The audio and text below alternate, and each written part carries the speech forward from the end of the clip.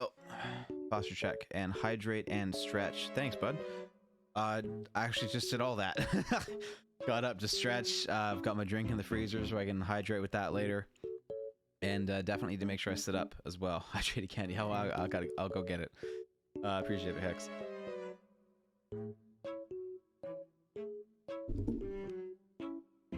Oh, it's the old ladies outside talking. I thought I heard something in my headphones. The ladies outside going for a walk. That's good. Good for them. They're staying healthy. They're doing what I need to be doing. So yeah. So anyway, so for those of you that are just coming by, this is episode 3. If you have missed the other episodes, then go to the VOD channel on YouTube, over Analytical Gaming VOD. If you guys are watching this around June, early June, then it will still be on Twitch for 2 weeks. So if it's not on my Twitch, it will be on the VOD channel. It's not on the VOD channel right now because it's on Twitch, but after it expires from Twitch, it will be on the VOD channel. So go check it out there if you're watching a very late repeat of this, which is possible.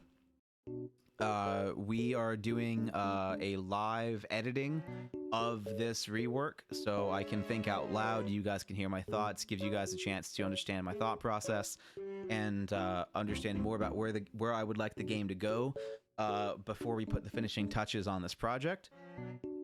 And so we're going through and rechecking everything that I wrote. You've been playing Valk, and it's pretty fun. Yeah, I need to write changes for Valkyrie. I haven't reworked her yet, but I have some ideas.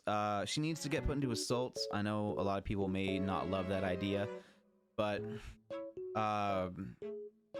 she needs that. Definitely Pathfinder does. I still see a situation with Valkyrie staying in recon. I just don't think anyone would like her for what I would do to her to keep her in recon. And her kit is still very aggressive and very much based on movement.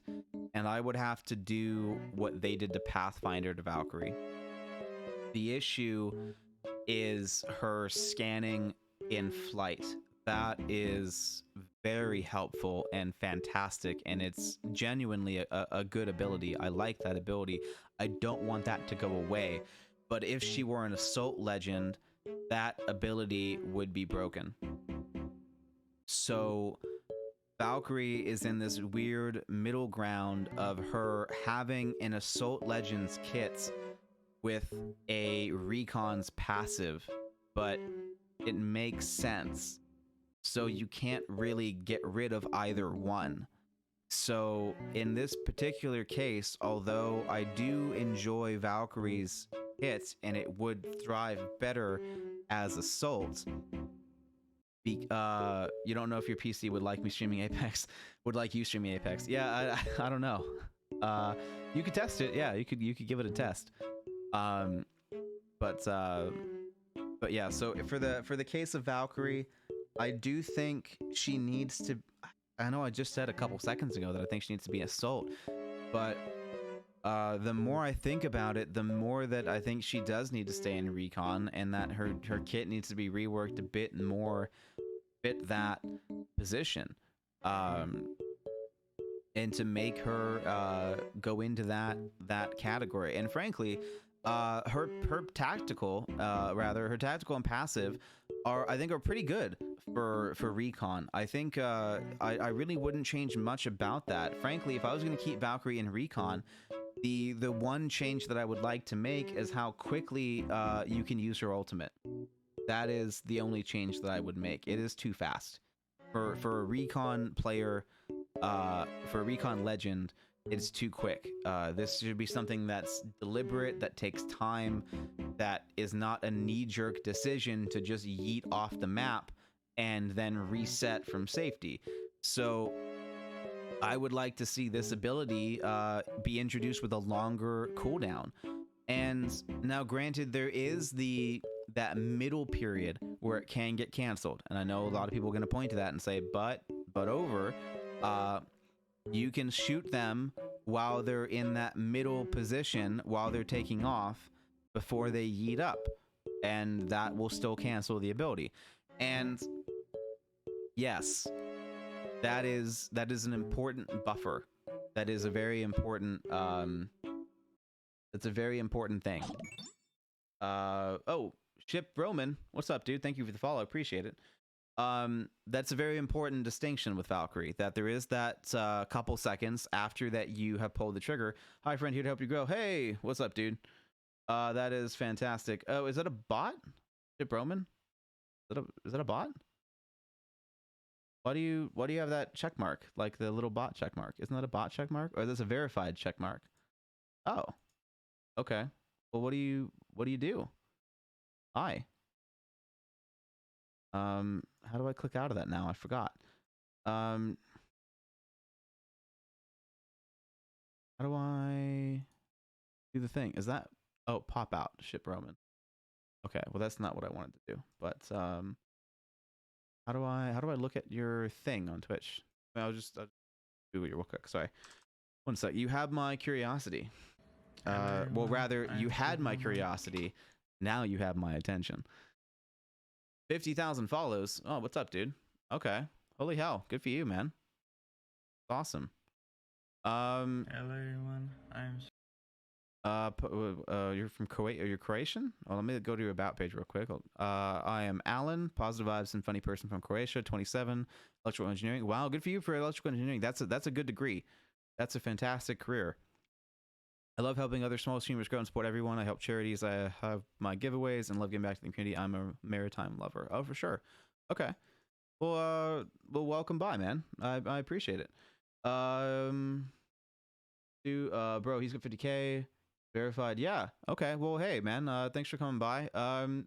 hopefully you like the content. If you don't, then don't worry about trying to help me grow. But if you do like the content, that'd be dope. Otherwise, thanks for coming by. I do need to go get my drink, so I'll be right back. But I'm a fan of Apex, just to get you kind of caught up since you're new here. A lot of my other content is going to explain this. This is the third episode of working on a fan rework that I started in, I guess, seriously started in January, but have started before. I did at launch go through and do some preliminary changes, but that is no longer the case. All those changes are basically gone. I have an original document that I made changes on, and a lot of those ideas are good but not perfect. So I've changed them along the way. I'm a fan of Battlefield. We're going to be playing a lot of Battlefield on the channel. A fan of the old Call of Duties, not so much the new ones. And I really kind of hate Apex Legends. There's a lot of things to love about it, and there's a lot of things I hate about it. And so this kind of goes over the things that I don't like about Apex that I would like to change, that I think could be done better. So that is what we've been going over. The first 2 episodes cover the first 3 pages of this 10-page document. Yeah, the first 3 pages of the 10-page are covered in the first 2 videos. This video is going to go into some legend changes and what I would like to see for some legends to be a bit stronger, as well as I think this episode will go into, the legends that I've designed myself. I want to say 4 legends, definitely 2 legends that are legends that I have designed that I would like to see implemented in Apex, that I believe are in pretty good states as is. So that would be the case for that. Oh, you know what? What's funny is I forgot to follow Ship Proman. 1 second. Let me go back to Twitch. I forgot to leave a follow. I'm looking at his stuff. I didn't even. That's funny. I'll leave a follow for Ship too, and I'll check out his stream stuff as well, and check out his content, and I'll see what he's up to for sure. What do you play? Overwatch. I don't really watch a lot of Overwatch. I do watch some Apex stuff, so I'll definitely be interested in your Apex things. I've heard pretty good things about Maneaters. That could be kind of cool to watch as well. So yeah, we'll definitely check out your channel. Sure. Yeah. Did you not know this was 10 pages? Yeah, dude. This is 10 pages. 10 pages and just over 5,500 words. It was 6,000, but I've been cutting it down. And dude, you don't even want to see the Excel document, man. The Excel document's fucking insane. We're gonna have to re-decipher all that, because I was hyper focused as shit when I wrote it. So we're gonna have to remember what all those fucking numbers mean. But there's a lot of them, I'll tell you that. If you like numbers, holy shit, I got them. I gotta remember what the fuck they're for, but they're there. Anyway, I'm gonna go get my drink, and then we'll discuss my changes to Watson and probably change them a bit too. So we'll be right back.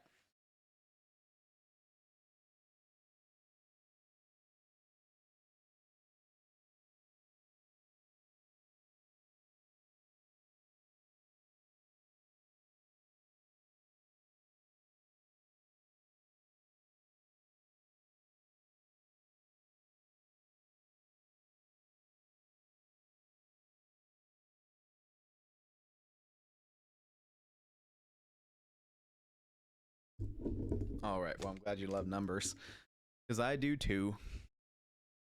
We're gonna have to talk about a lot of numbers. So the new healing times means that Watson needs some love. Shield cells now recharge at a rate of 10 per second, while batteries recharge at 20 per second. Her ultimate recharges at about 2.5. Her current ultimate charges at 2.5 shields per second. Note, this is stackable. So it's 2.15 per second per ultimate pylon that she has out. In the range of that within the range of that pylon. I want to double check that the shields recharge at that rate. So I'm going to go back up real quick. Oh, that's too far.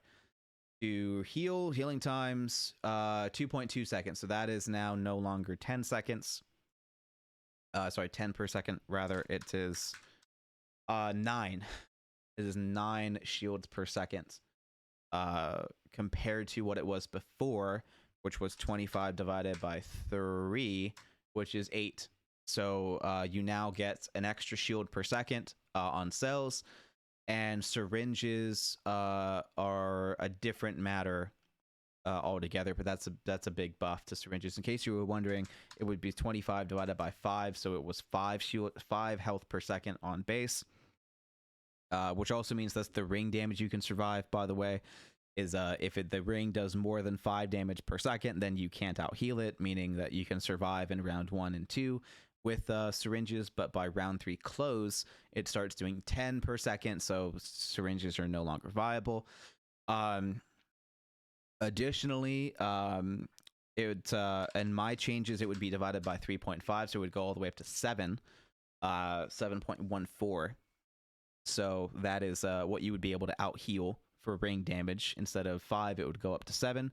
So if I had the round 3 damage go down to 7 damage per tick, you could stay alive with syringes, but you wouldn't actually gain any health. You would have to be constantly healing in order to survive. And it would be a very small wiggle room for air. You would have to be like hitting that super fast to get that next syringe off, because it would take basically 24 health in ring damage with a half a second. Well, anyway, I'd probably just put it to like 6.5. That way it would be a bit more forgiving. And it would be the same thing. So if round 3 was reduced to 6.5, then that would mean medkits would be a bit more effective. Syringes would still be basically useless. Well, they would go from useless to basically useless, not completely useless. It'd still keep you alive. It just wouldn't heal you enough. So you'd have severely reduced movement speed. That way you wouldn't be able to go anywhere fast, but you'd have enough time to maybe chuck down an ultimate and then pop a syringe to keep yourself alive. But if you used a zipline, you'd be dead. If you jump pads would work, but ziplines wouldn't. So there'd be that.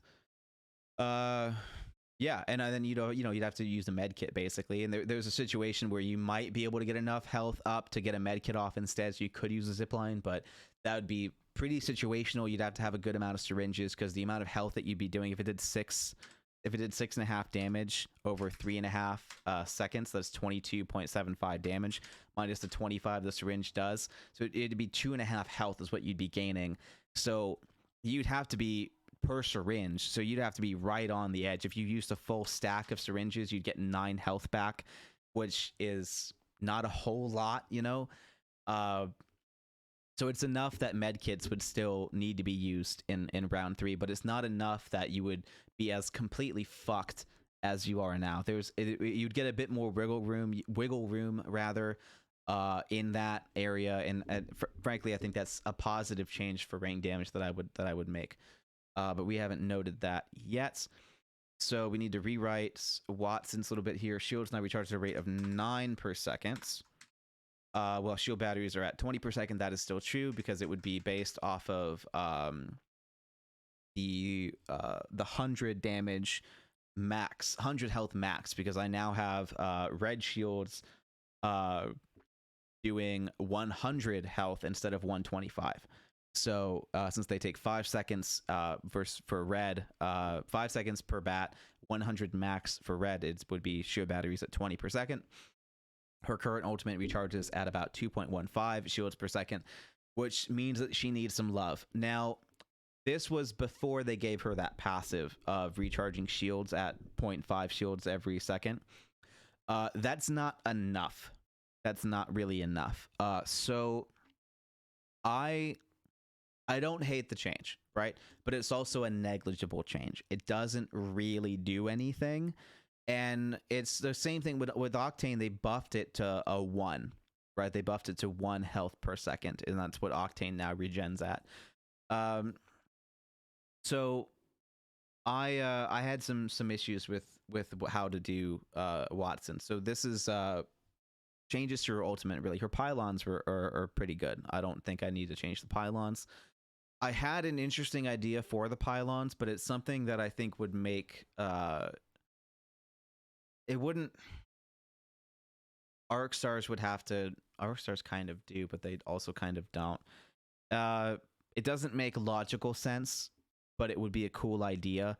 And so because it doesn't make sense, I don't want to do it, and I won't say it, but it was an interesting concept to help give some counterability to a particular legend.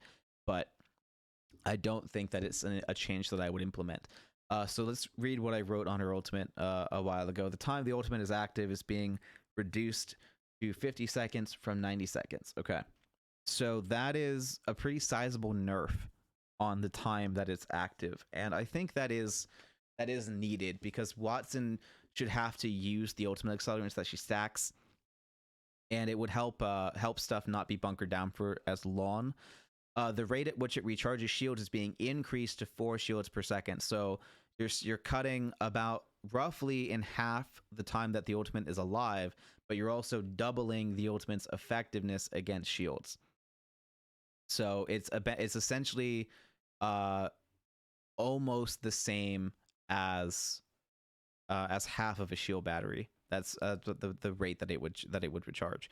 The range is being reduced from a 24-meter diameter to an 18-meter diameter. Okay, so that's a sizable nerf, a sizable nerf to the diameter of the ultimate's effectiveness. And the health is being increased from 150 to 200. So more health, but less time and less range. Okay, the number of pylons she can have active is being reduced from 3 to 2. That is being reduced because of the shield recharge rate being stackable. Because if she puts 2 ultimates down, it's the same as constantly popping shield cells, or roughly the same as constantly popping shield cells. So that would be, that's not necessarily broken. 9 damage, 9 per second or 8 per second rather. It's very easy to out damage that. But the main issue is if they're shooting back as well. That's gonna be rough. I actually don't think that's wise to put it all the way up to 4. 3.5. Yeah.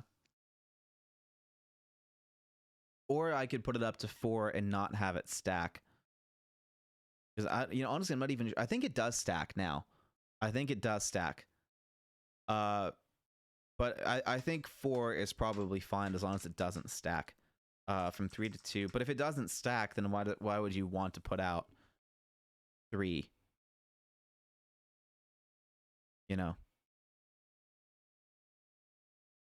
Honestly, I don't think she needs to have 3 out. I think 2 is more than reasonable. Babbly8, hey buddy, what's up? What's all this? This is the ranting of a lunatic, is what this is. This is episode 3. This is rant number 3. We're gonna be there's gonna be a lot more rants, by the way. So if you want to be there for that, caught your link on the Trailmakers Discord. Oh, for sure. Yeah, thanks, man. I appreciate it. We did the Trailmaker stream this morning, actually. If you'd rather watch that, go for it. It's already up. It's not my best. I'm not gonna lie. I would say that my favorite streams for Trailmakers was when I first started doing it. So if you want to check out the old Trailmaker streams, the more fun ones, go there. Take that link to the YouTube VOD channel, and that is where you're gonna find. There's even a playlist of the Trailmakers things, so you can binge it if you want. But I think for you personally, that's where my best content for you is going to be. So that would be, unless you like Apex Legends. If you're also into Apex and you want to know what I would change about Apex Legends, then stick around. You're in the right place. But if you found me on Trailmakers Discord, odds of you liking Apex are pretty low.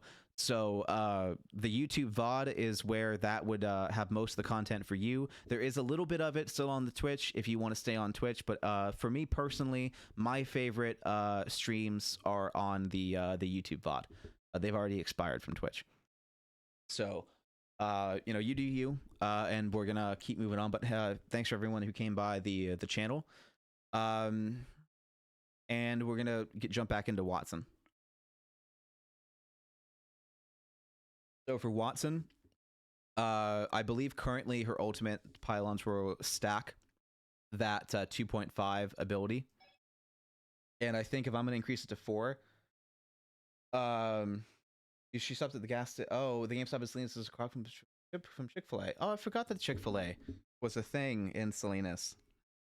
I forgot about that. Maybe we'll do that for dinner. In case anyone is wondering, I am very supportive of the LGBT movement, and I think now it's what, QIA plus. I think, just to make sure we get everyone in there. But at the same time, I fucking love chicken. So I know that Chick-fil-A donates to horrendous things like conversion therapy and all that, and I do not support that. However, in my opinion, the secret ingredient of Chick-fil-A is homophobia, and that makes the chicken taste so fucking good. And I know deep in my heart that Chick-fil-A will not win this fight. So, although it sucks and I don't want to support that, they have amazing chicken. And I know that that's not really an excuse, and a lot of people are still going to be angry with me patroning at Chick-fil-A, and I know a lot of people also won't care. But I don't expect Chick-fil-A to win, and when I can and when I can afford it, more than just feeding myself, I do want to start donating to lawyers who take that to court and consider that a human rights violation. So I do want to eventually make up for that in the long run. But in the meantime, their homophobic chicken is one of my favorite things on the planet. So if this stream makes enough money, then we'll absolutely donate a portion of the profits of the stream to making sure that what Chick-fil-A does to those people is considered a human rights violation, that they so that they can no longer do that. But yeah, Chick-fil-A it's pretty fucking good, dude. And their waffle fries are fucking delicious too. And like the Chick-fil-A sauce, like honestly, yeah, it's really good. It's really good. But at the same time, they support horrible things. So I definitely understand why some people won't eat there, and it's for sure. But it is delicious, and yeah.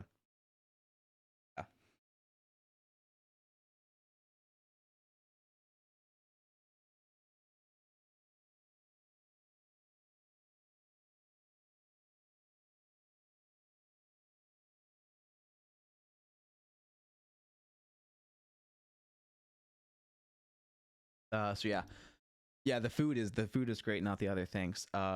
So yeah, and I do my best to make my stream as inclusive as possible, and when we don't put up with toxicity, I fight fire with fire. So if anyone comes by the stream and is being toxic or homophobic or racist or anything like that, then we shit on them fucking hard. We game beat their ass. We don't put up with that shit here. But anyway, back to Apex Legends. What most of the people in the stream are here for. So Watson's pylons. Why is it not a? Is it just not like it when I say Watson? Oh, because it's one T. Or is it two T's? It might be two T's. I don't care enough right now. It's fine. Well, that's good. Saves me spending my money and eating unhealthy. Yeah. It's not healthy for you. You know what fast food is. But for me, I try to make up for it with exercise, but I really am not doing a good job of that right now. I actually was like starting to exercise and going on runs and stuff before the pandemic, and then the pandemic happened and I needed to stay inside because my dad's 72, so he was in the severe risk category. And now my sister just had a baby, so I have to do a good job with that now. And I've been sick, so I have to get healthy before I can get the vaccine, and it's been a whole mess. So we're waiting around for that, but definitely gonna get vaccinated, and I'm definitely looking forward to that, so I can start doing things again, because I need to get exercise in, because I can feel my heart getting weaker and my immune system is not loving me with this lack of sleep. So we're doing our best to get healthy again. But Watson's pylons will no longer stack the shield recharging ability. So hard cap at 4. Hard cap at 4. This will allow her to, place down, and this is one of the reasons I wanted the range reduced as well. Increase in health, stuff like that. Like an 18-meter diameter is pretty wide. So if you stray too far from it, it shouldn't. I just don't want the. I don't want it to be this big invisible barrier that if someone runs like super far away, that like they're still protected. It should be a smaller AOE to make sure that people need to stay close together and continue that. So that is my changes to Watson as of now. I think I would probably keep her 0.5 recharge, because it should be something used in tandem with her ultimate, not a replacement for it. Since her ultimate does do that, that's where I think of it as a slight difference from Octane. So leaving her at 0.5, I can understand. I would not want her at 1. That I think that would be a little bit too far. And that's pretty much all I would change to Watson. Is let that ultimate be a bit more effective. Kind of like a good quality of life update, like for Lifeline and her drone. Octane. This is funny enough. I buffed Octane in season 7, and now they've nerfed him in season 9. So it's kind of interesting to figure out what I want to do with him. So his stim and his health regen has not been overpowered in a long time, if ever. And his ultimate and its utilitarianness is very useful, and he happens to have the fastest ultimate recharge rate in the game. I believe it's 1 minute. But anyway, yeah, man, COVID hits hard. We are looking really good over here in Australia. Everything is open, and 90% of the time we don't need to wear masks, but you don't want to keep distracting. Yeah, it's all right, man. These it's gonna happen when we live stream this. It's and also for the record, I do want feedback on this. If you do play Apex, or even if you don't, and you're like, hey, that sounds kind of weird, would you mind explaining that? That can be helpful. I do best when I'm bouncing ideas back and forth. So if anyone comes by chat and is a fan of Apex and would like to express thoughts or concerns, if it's on a previous episode, please do it in the Discord link down below, and join the Discord and put that under any tab you see appropriate. I read all of them. So you're more than welcome to put it in whatever tab you find fits your comment the most. And then if it's on a current episode and you want to come by live and see what we're talking about that day, then please feel free to come by and talk about it live, and we'll discuss it the best we can. And hopefully we can come to some kind of agreement. But fair warning, I can be a little stubborn, and there are going to be some reasons for my changes that need a lot more explanation than what I'm going over right now. And they will probably make sense in the context of other things, but knowing that doesn't make sense to you without that context is still good for me. So overall, I do want to encourage chat participation in this and community engagement. However, if it's on a past episode, please do it in the Discord. And if it's on a current episode, then please come do that live with us, and we'll talk about it together as civilly as we can, though no promises. For Octane, I have some changes. So for those, again, borrowing from PUBG, by the way. I know I say PUBG a lot in this. It's because PUBG's damn good battle royale.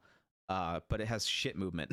PUBG's movement system, I can't fucking stand. It's got great guns, but I can't fucking stand PUBG's movement system. On top of that, for console, oh, forget about it. PUBG is fucking worthless on console. The fact that they charge money for that. Used to play Apex ages ago. Stopped playing a bit after Octane got released. I don't know how valuable my knowledge on Apex is. I trust you know all there is to know. I I don't know all there is to know, but I know a great bit. And there's quite a bit that has changed. If you, in fact, as another shameless plug, my YouTube actually has tutorials going over what has changed. So if you would like to know what is going on in Apex at this moment, I have 6 episodes on season 9 about getting back into Apex for people who have been away for a long time or people who are brand new. So if you're the kind of player who is new to Apex and wants to know more about what I'm talking about and get a better understanding, then those 6 videos are a good way to get caught up. So Octane. New passive, I call it Painkiller. Name could be changed, but I'd rather like Painkiller. Syringes have an additional feature specific to Octane where over-consuming syringes after reaching 90 health will now increase his self-healing ability without increasing his overall health pool. So, what do I mean by that? I mean that on top of Octane's shield bar, you love shameless plugs? Yeah, perfect.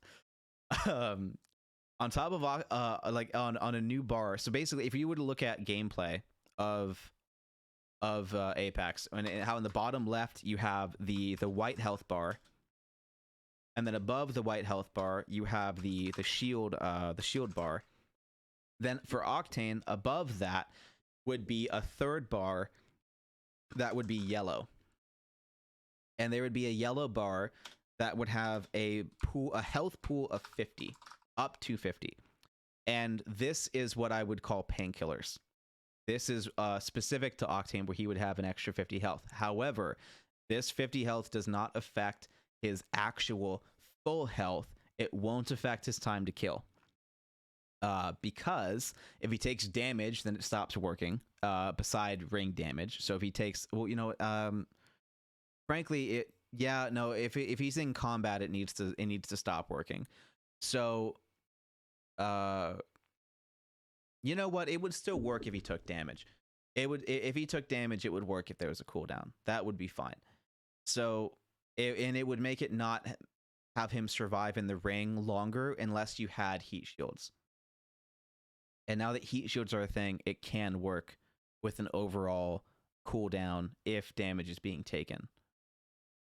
So that's a good thing. That's a good thing. Yeah. All right.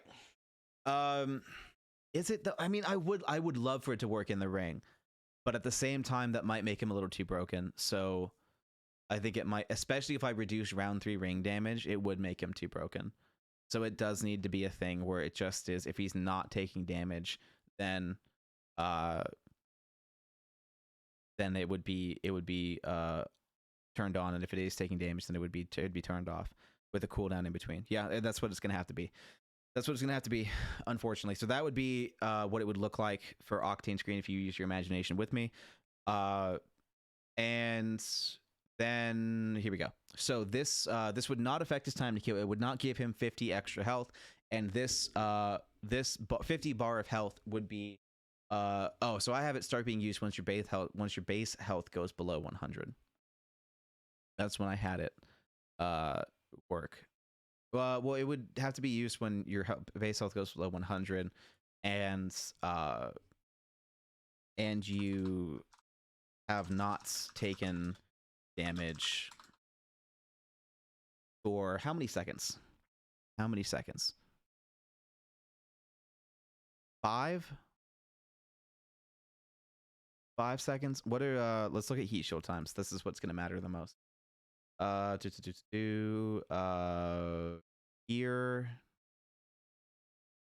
you have to do survival heat shields. 5 seconds is fine. It would make round 6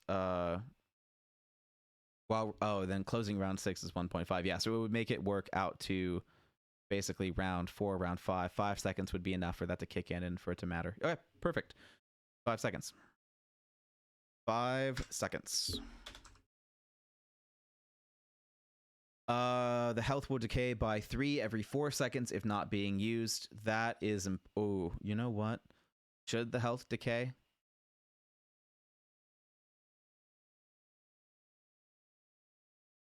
3 every 4 seconds. 3 every 4 seconds. So how long does that give the 50? Well, yeah, because if it no, so that would just mean that you lose 3 health. Yeah, that's fine. That's fine. That's fine.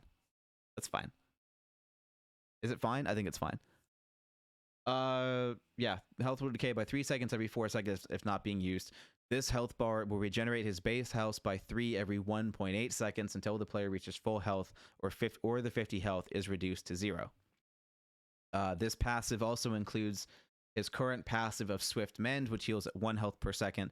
The 50 health will not count in his total health pool, keeping his base health at 100. And the ability is active only when Swift Mend is also active. Oh, okay. Then that's the same. Yeah. Yeah, so the ability is active only when Swift Mend is also active, which was, I think, the same as if he's not taking damage for a certain amount of time, then Swift Mend activates. So let's double check if it's I think if Swift Mend should be, oh, that's email. Nope, we don't need that. Thank you. Can you go away, please? This is on stream. Thank you. Let's see. Let's double check. And offensive legends. Octane. Swift Mends when not taking damage, while not taking damage. Oh, okay. For sure. Oh, 1.5 health every second. It's been increased. It's been increased to 1.5. I didn't know that they increased it to 1.5. This also restores health while knocked down, but won't save you from bleeding out. Does it really? Does it really? Well, actually, in my version, getting an extra health per second would actually help Octane quite a bit when knocked, because I convert it to the health timer versus time timer.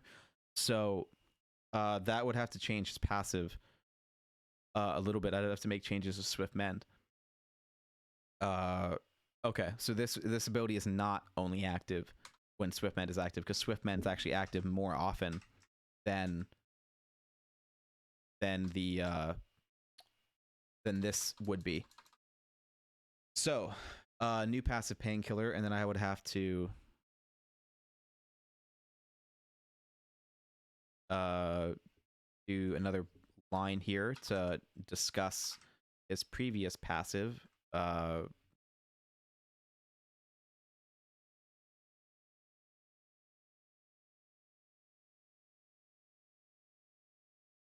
So, well, what is it? What is this called? I just forgot. I already forgot it. Swift Mend. Swift Mends is no longer active in the knocked states and is reduced to 1 health per second.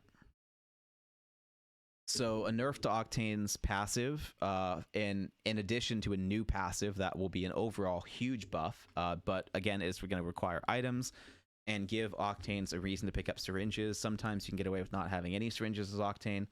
Night Dagger. Thanks for the stretch. Appreciate it. What am I doing? Does the title not explain enough? Because that's I was hoping to have the title explain enough of that. But yeah, we're working on a fan rework here. So it's this is episode 3, by the way. So if you're interested in an Apex Legends fan rework, there's 2 other episodes. One stream today, one stream before. I thought you were playing. I don't really look at titles. Yeah, that's why actually I put no gameplay in the title, so that people people don't click on it thinking that I'm playing.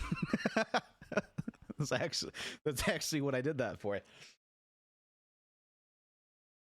But anyway, getting back to Octane changes, let's take another look at. We'll have a good stream and a good. It is daytime for me still, but it's 5 o'clock, so we're getting up on evening as well.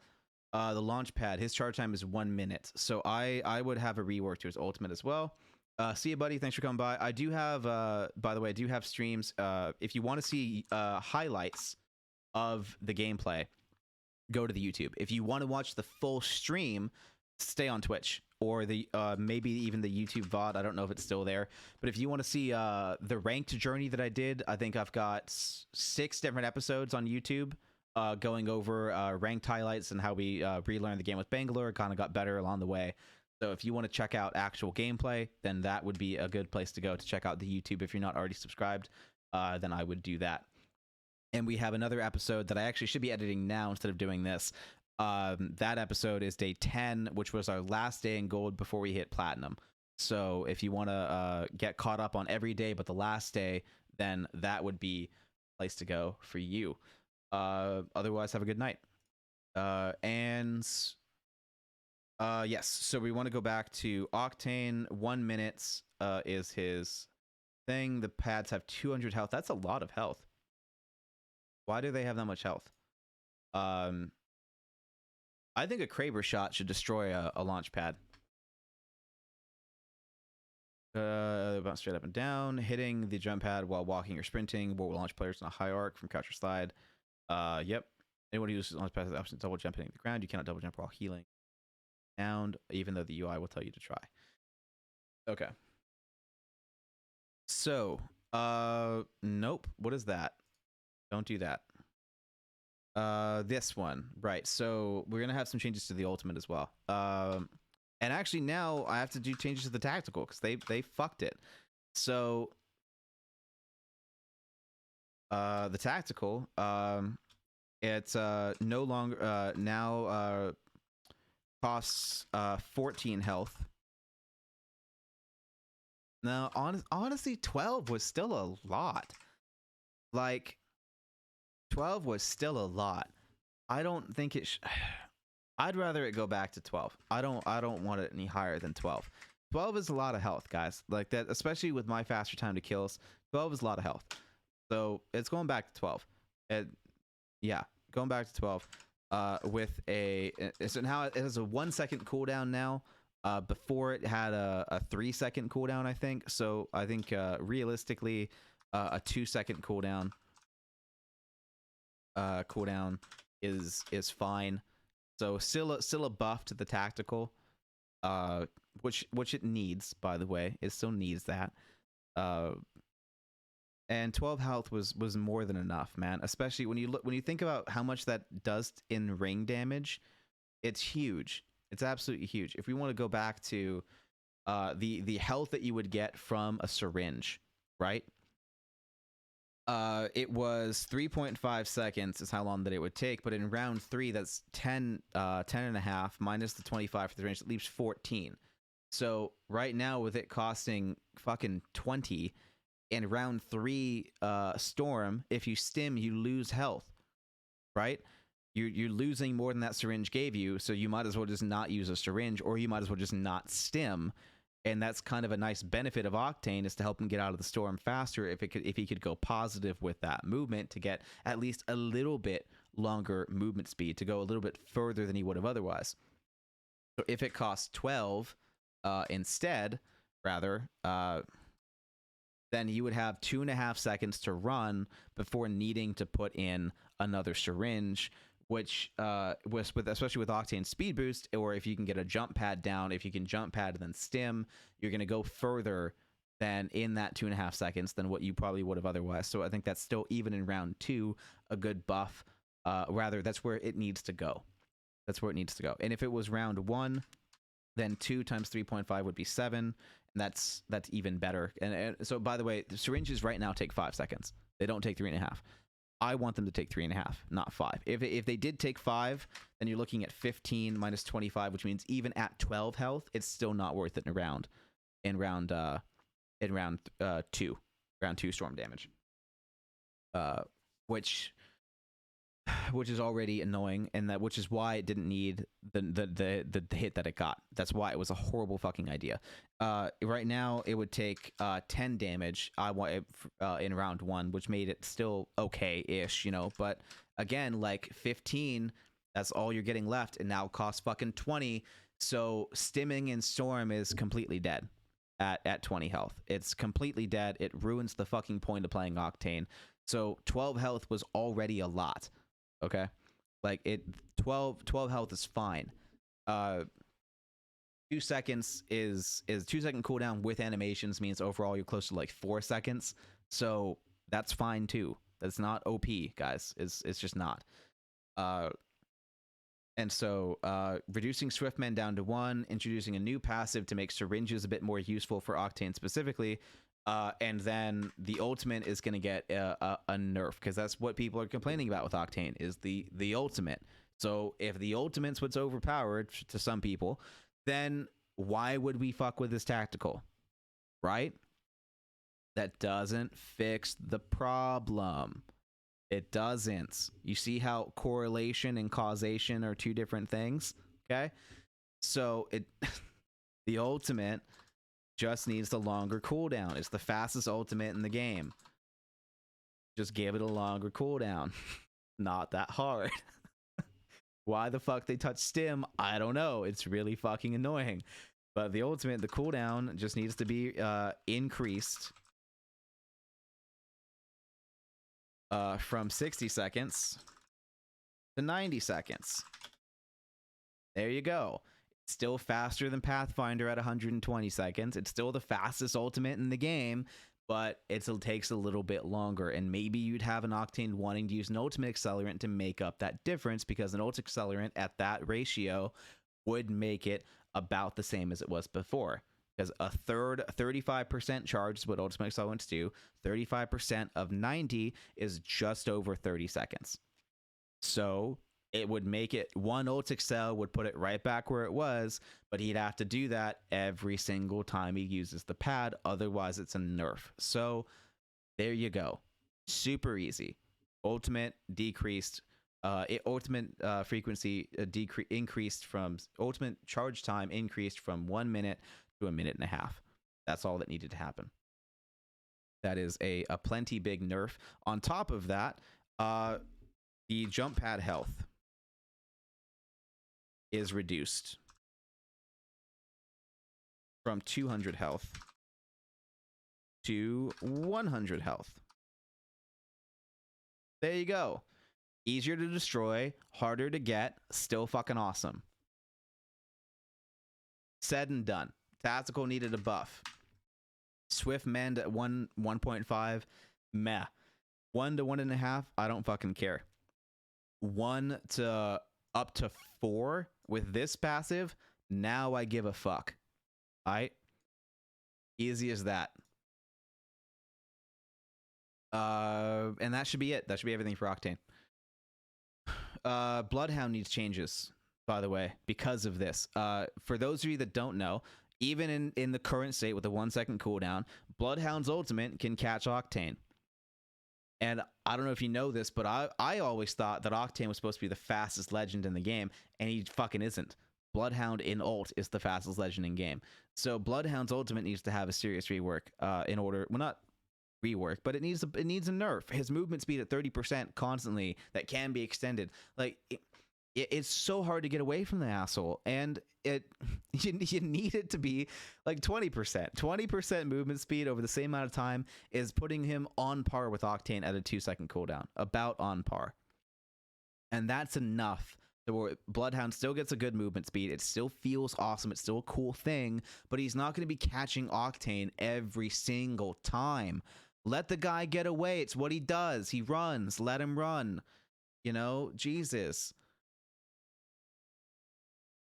Anyway, moving on. Rampart. Passive ammo belt can stack light energy and heavy ammo at 80, shotgun shells at 24, sniper ammo at 36. That was the idea for her. However, this has changed. Light energy and heavy at 80 is not going anywhere. That's staying exactly the same. Shotguns, I think I wanted to have stack from 16 to 24 in the first place, and then have Rampart be able to stack it even higher. But yeah, I still want that. So shotgun shells will stack at 24 for everyone else. They will stack at 32 for Rampart. Sniper ammo will stack at 30 for everyone else, and at 40 for Rampart. 50 for Rampart. No? Oh, I don't know. Hold on. Hold on. I was thinking 36 and 48. That's what I was thinking before. I was thinking 36 for everyone else and then 48 for Rampart. But maybe we'll do 32 and 48. That's enough. 48 for Rampart and 32 for everyone else. Because 24 is just it's too small. 24 rounds is pathetic. So 32 rounds for sniper ammo. And another reason why this needs a buff is because I put the G7 on sniper ammo. I put the 30-30 care package 30-30, but if it wasn't in care package, it would be on sniper ammo. So to help limit the things.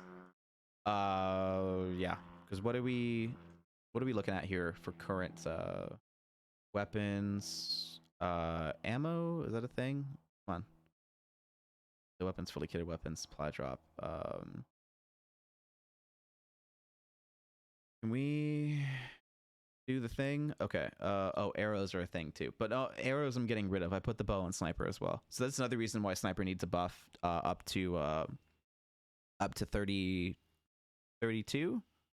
32 instead of 24, then 48 for Rampart. It's because I put bow on sniper because it's just better for the loot pool. Arrows are cool and it's an awesome mechanic, but it's just better for the loot pool if they just take sniper ammo. It's how often like you're picking it back up, and then it would increase the amount of times that people were actually running and picking up sniper ammo, so you'd get more engagement from the ammo type itself. It's a cool thing. It is, but there's so many more things that we need to spawn than arrows. So realistically, when it comes to the need for the game, arrows are not high enough on the list for me to want to spawn them in their own category. If we get more guns that take arrows, then maybe it would be reintroduced. But for me, I think with where the health the game needs to go, I think sniper ammo is the way for the bow. Let's see, sniper ammo spawns in stacks of 12 or 24. It fills up to 24. A stack of 64 rounds fills one inventory slot in arenas. Yeah, so that's, funny enough, you don't even really need it in arenas as much. I've had some success with the longbow in arenas, but not a lot.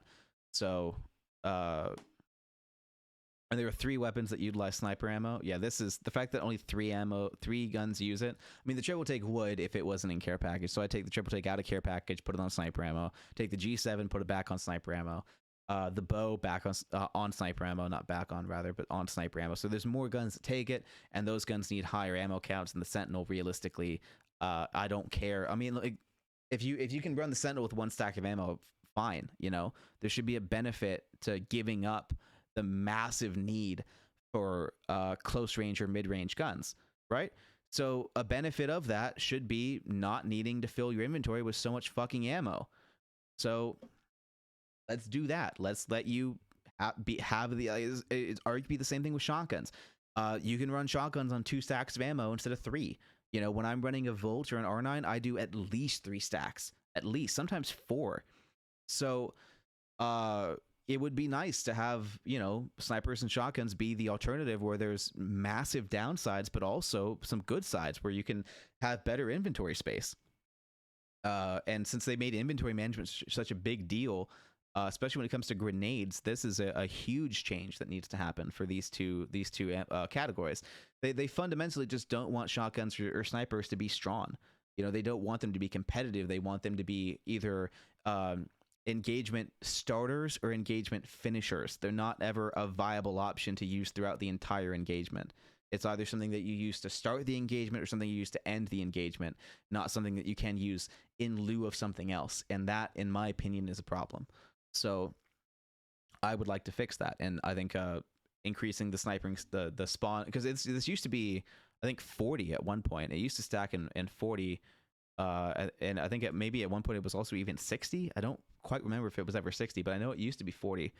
So I wouldn't hate it going down to I wouldn't hate it going to 40 again, but I think 48 might be better, especially for Rampart, and then 32 for everyone else. But honestly, like, what would the difference be if it was just 30 and, well, you know, it could be 45 for Rampart, and it could be 30 for everyone else, and it could just spawn in stacks of 15. That could be easy. That's easier than all these other weird numbers. So we'll do that. We'll do that. So we'll have Rampart do it at 45. Everyone else do it at 30. Spawns in stacks of 15.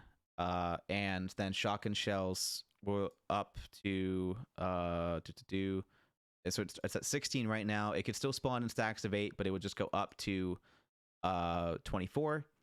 It could still spawn in stacks of 16. And it would just go up to 32, or rather 24 rather. Not 32 rather. It would go up to 24, and then a Rampart could go all the way up to 32. To let it, and it would just still stack and spawn and stack in 8s and 16s. No big deal. So that would be a good way for Rampart to be able to run shotguns as well.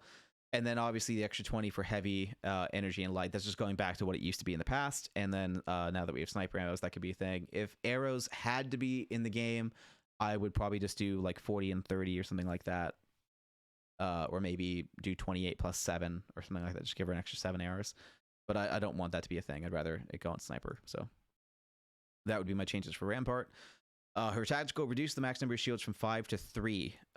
This is going to sound like a nerf, but it should be a buff. Reduce the number of shields she can hold from 2 to hold 2 from 3. So instead of being able to put out 3 Sheilas, she can now put down 2 Sheilas.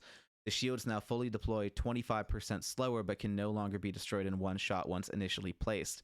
This is something that they're actually playtesting in Apex right now. They're playtesting it having a starting health of like 75. In fact, I think it even might have been initiated. I'm going to double check. But if it having like a starting health of 75, and then as the shield deploys, that health starts increasing over time. So that way it's not immediately one hit once it's placed. I think this is already the case. If I had to guess, they've already done this. I want to double check to see if it's on the thing on the wiki page. It should be if it's been implemented. They're usually very good about this kind of thing. So let's look at Rampart and the amped cover. Come on. So build crouch cover wall, which deploys a full cover amped wall that blocks incoming shots and amps outgoing shots. 20 seconds. You can hold up to 3 charges of this ability, and you gain 1 charge every 20 seconds. Amped takes 3 seconds to deploy. Has a health of 45 during that time. Okay, so it has 45 health while it's being deployed over those 3 seconds. Yeah, that's not enough. That's not enough health. Yeah, the base and amped barrier have separate health. The amped barrier is 175, while the base is 400. The barrier's health is shown through 7 hexagons, each one being worth 25 health. Oh, there you go. Boosts outgoing damage by 20%. Shooting through multiple amped barriers will still only amp the damage once, and all amped barriers after the first one will be destroyed. Non-damaged cover can be picked up. Restore 1 charge. Yeah, that makes sense. So, reload times stack with extended mag. Reload times. Oh yeah, because extended mags already reduce the reload time in the game. If you don't know that, so. If you have level 2 or level 3 reloads, mags rather, then you reload faster. And so her modded thing, modded loader passive, stacks with that. So this is a change that they made in season 8. So that is good. So the amped barrier is increased from 20 to 200 from 175. Is that a good? The shield's base health is increased to 500 from 400, while it's no longer boosts outgoing damage.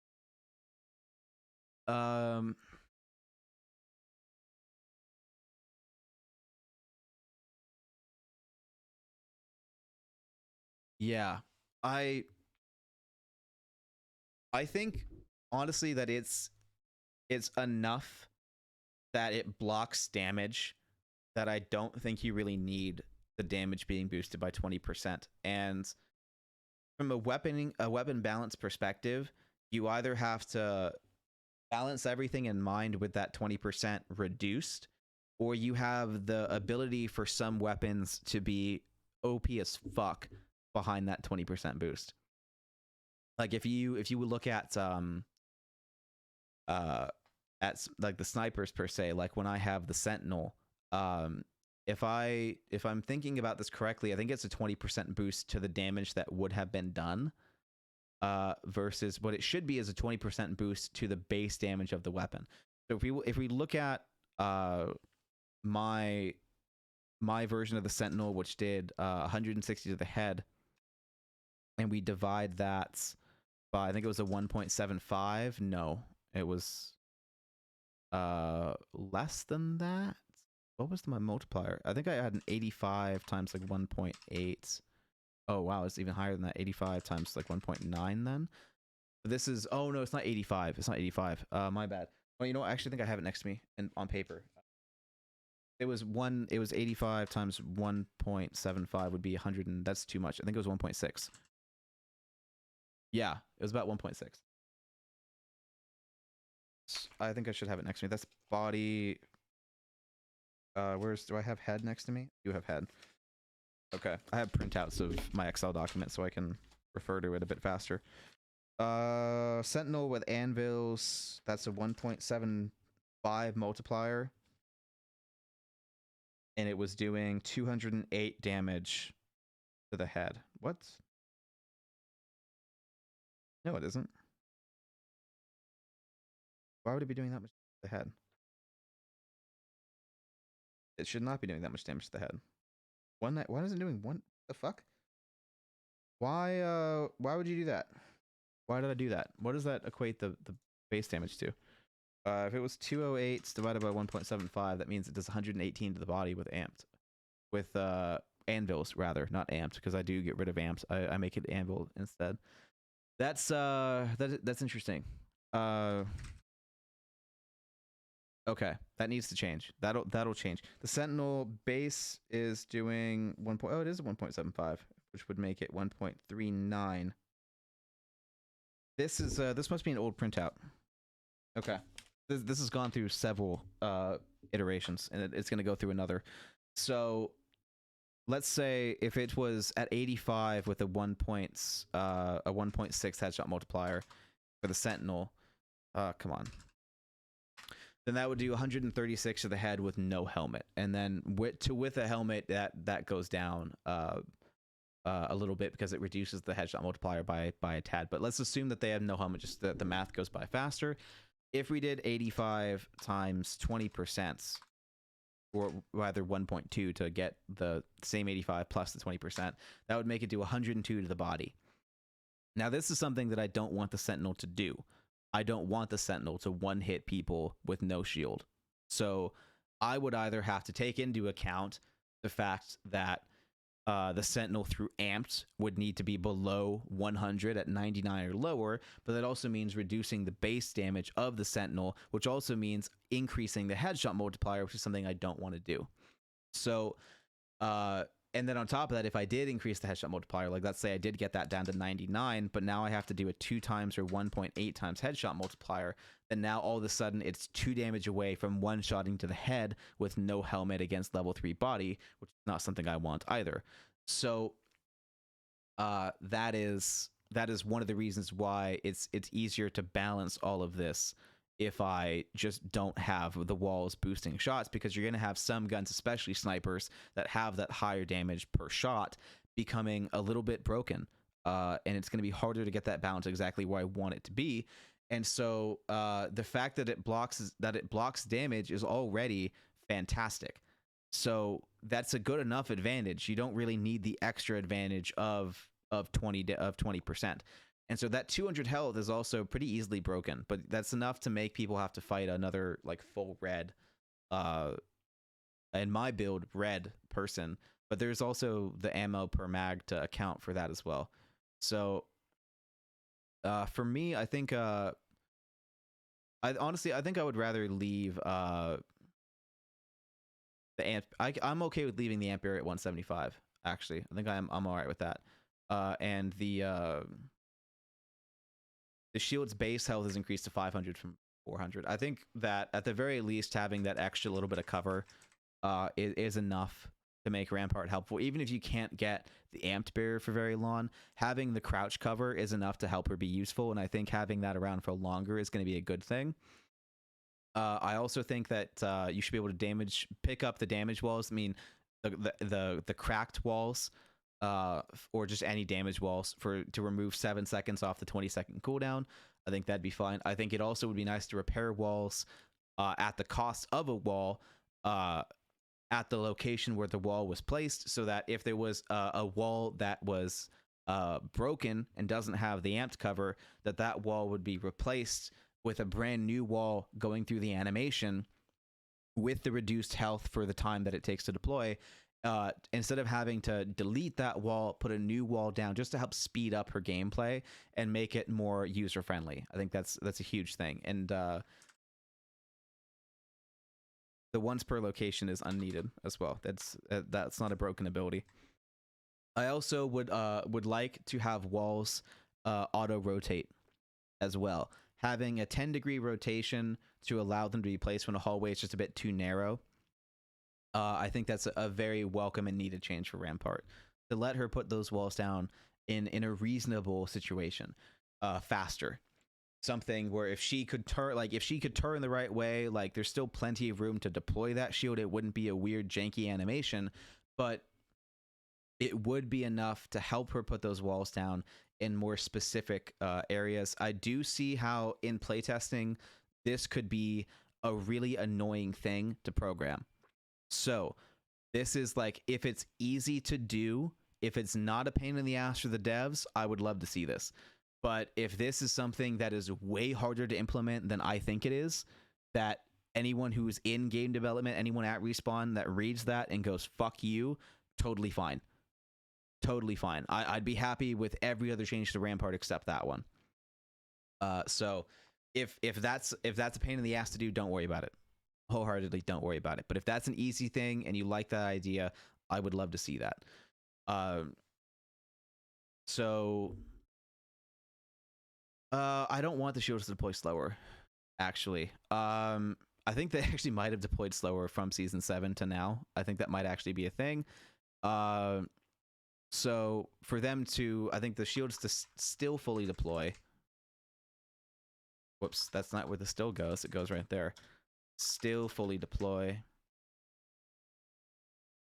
in 3 seconds. That is what they're at now, which is a pretty reasonable time. But have to... But have 75 health once placed. You know what? No. Even better. But have 50 health once placed and gain 50 health per seconds until fully deployed. There we go. That's better. So now they can gain health as they go. So 50 health instead of 45, they gain 50 health every second. So at most you would get 2 seconds out of that, so you could have at most 150 health before. So if they can do 150 health in 150 damage in 1 second, which isn't really possible, except for a Kraber shot. Oh, you know what? Kraber shot would need to fix that.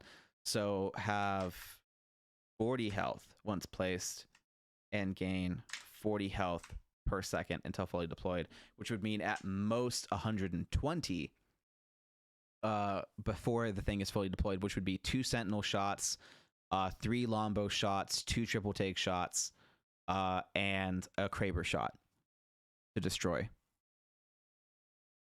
That would work. That would work. And then if you don't do that before it's fully deployed in those 3 seconds, then that's all right. And so, and that's fine. That's fine, because the longbow's rate of fire, I have it just over 1, if not close to 2. The triple take's rate of fire is within 1. So that's but it could be slower than 1. It would still work for the DPS. The Kraber is slower than 1, but still works for DPS. So yeah, that's fine. That's fine. That would still work. The health is 500. Yeah, that would help for trying to play the low ground against snipers. Huge help. Walls no longer boost outgoing damage by 20%, and damage walls can be picked up to remove 7 seconds. Yeah, perfect. The ultimate is now reduced the number of miniguns from 3 to 2.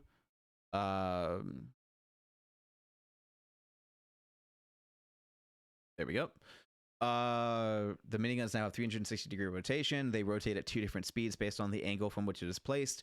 When looking straight forward, the full rotation area is a 150-degree field of view from the direction it is planted. Then on either side of that 150-degree for 30 degrees, the rotation speed is reduced by 60%.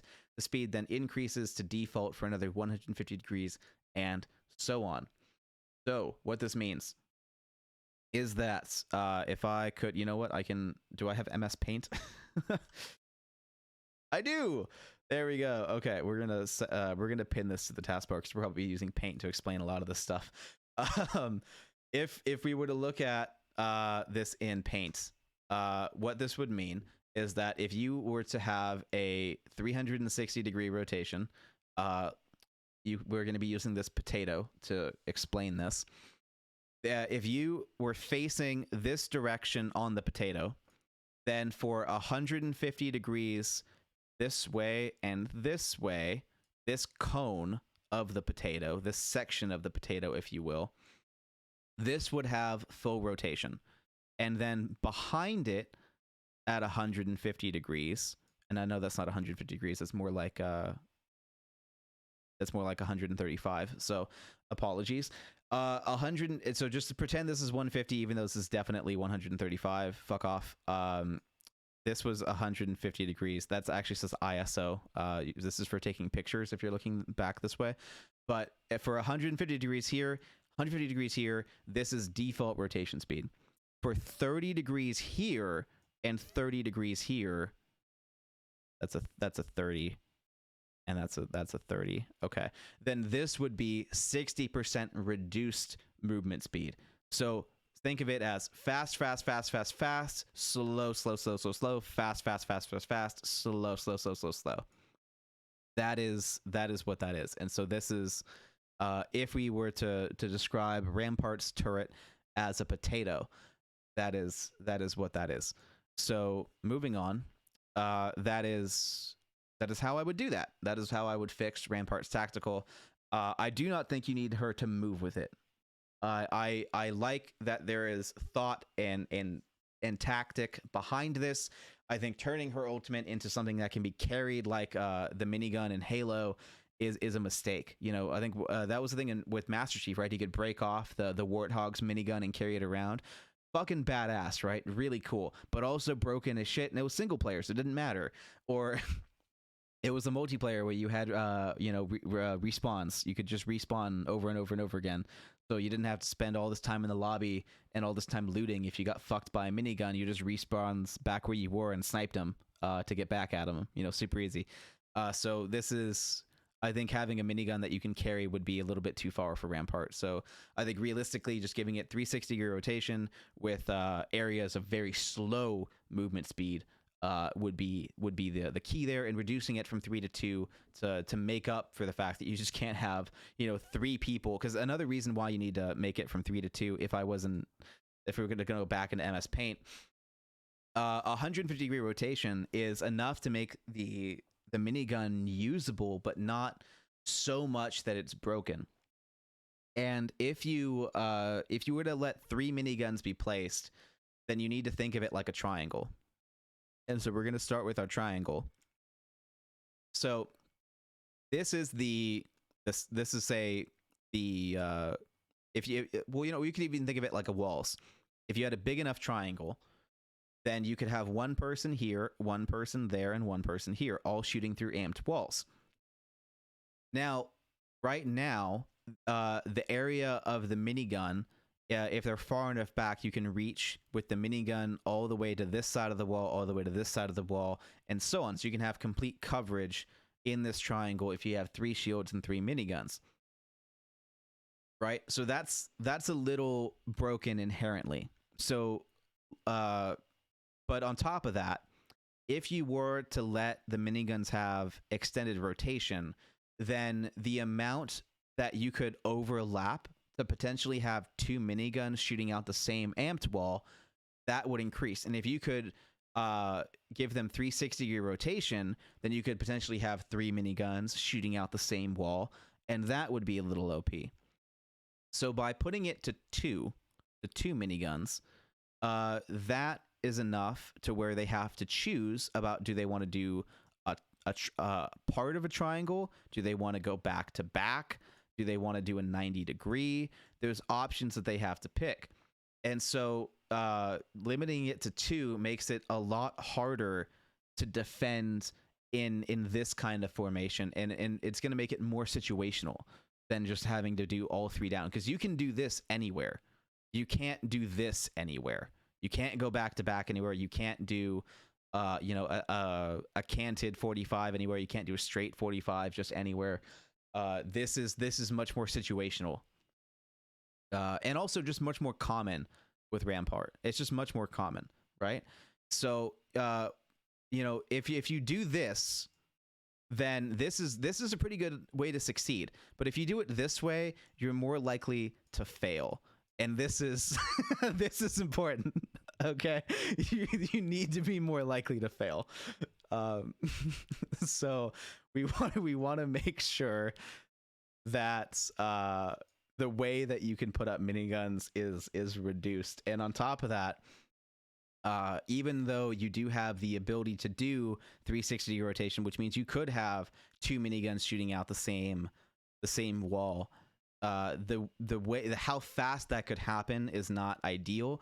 And on top of that, you can already put, if you just place the 2 miniguns facing the same way, or if you just do 2 walls like this, you can already do 2 miniguns facing the same way. So it's not like it's not impossible to do now, but you can be a bit more sneaky if they rotated 360 degrees this way. And so one of the reasons why I want 150 degree rotation is because 150, if you're placed back from the wall, is enough to reach just beyond the wall, but not so much that you're going to be able to shoot this person's wall all the way over here without that 30% slow. So if you have a minigun in a straight 90 and you have 2 facing out like this in this formation, this guy's minigun, his wall will be in the 30% slow of this minigun's placement, which means that he will not be able to keep up with where people are moving to, but he will be able to keep them pinned behind cover, but they won't be able to catch up to someone running across the road, right? But if he was to turn all the way around again and cover with no amped wall, or if they just made if they did 2 miniguns like this, or if they did a box, then you could have 1 minigun here that could cover this way, and you could have a second minigun here that could cover this way and this way. Instead, so it gives a bit more room.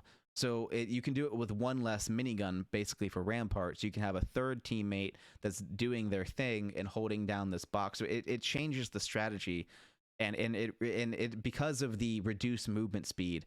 If someone is running from here to here, both of these miniguns are going to have to go through a 60% reduction. So this guy here is going to have to call out what's happening, and then this guy's going to have to turn around while he keeps shooting and following. And he'll have to be ready before it happens. So if someone's close enough, they can easily outmaneuver this. Or if someone decides to go this way, get both these miniguns in the 60% reduction and then double back, that's huge. So there's plenty of strategies for this to fail.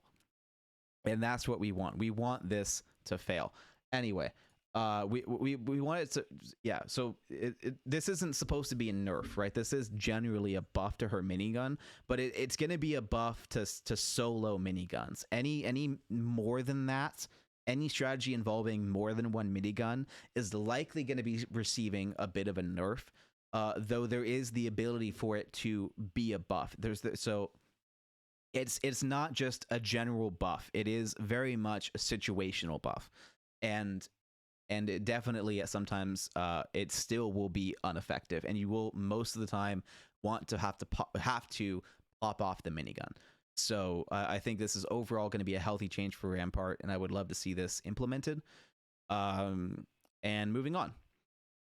Mirage. This is interesting. I don't have a lot of playtime with Mirage, but I have a lot of time fighting Mirages. So I have a hard time as Mirage using his ultimate in the current state because his decoys aren't really decoys anymore. I enjoyed and preferred when he became invisible with footsteps, and then his ultimate would go out with the random decoys that didn't mimic him or anything like that. That's what I would prefer.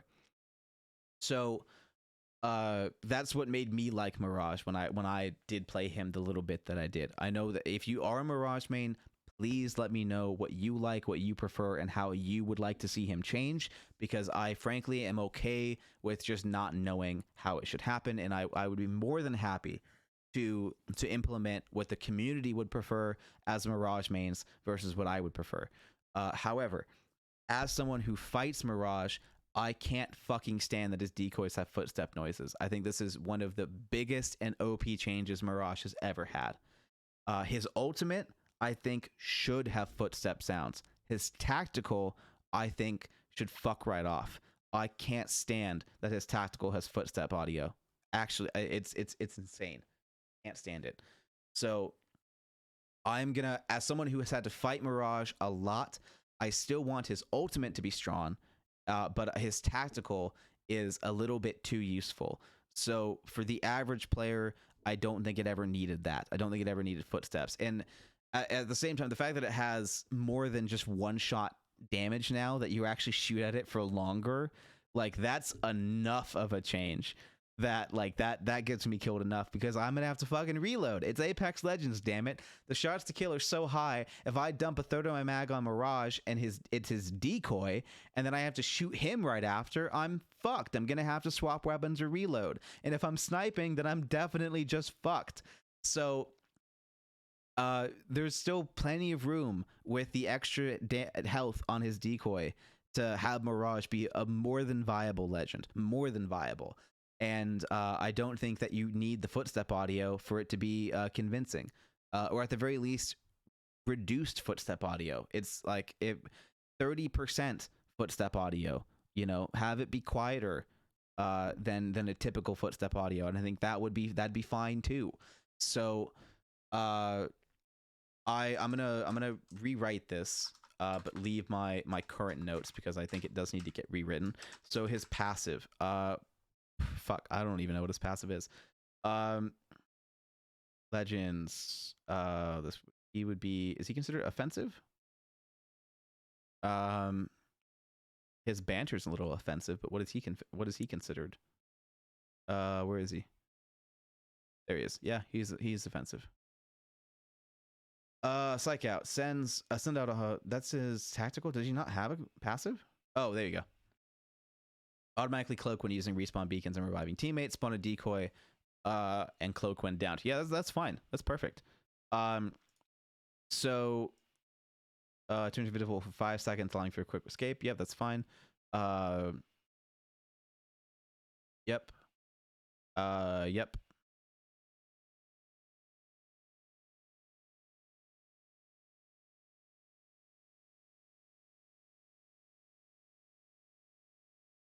Okay. Mirage's hollow emitters are visible to players who are less than 5 meters away. Oh yeah, so if you're super close and you can see the little blue dots on him, that's the hollow emitter, and that's a 5 meter thing. So if you get within 5 meters of him, then you can see him. Yeah. Yeah, that's fine. Okay, so that's his ultimates. When activated, summons 5 decoys that mimic his movements. They turn invisible for 1 second after deploying decoys. During this time, polysolid emitters will be visible to players who are less than 5 meters away. Decoys have 45 HP.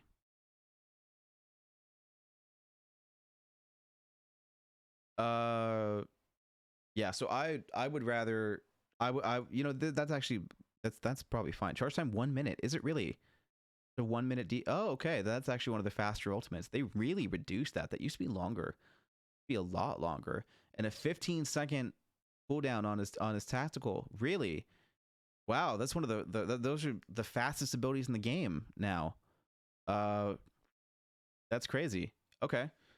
Well, you learn something new every day. When spawn the decoy mimic whatever he was doing, he was using midair, have the same momentum. Yeah. That's all fine. Maybe activated twice while skydiving. If you're with your okay. Twice while skydiving. Really? That's interesting. Okay. That's fine. Well, on advantage after 6 seconds. By deploying another decoy. Yeah. Okay. So yeah, I would leave his passive alone. His passive's fine. That's yeah.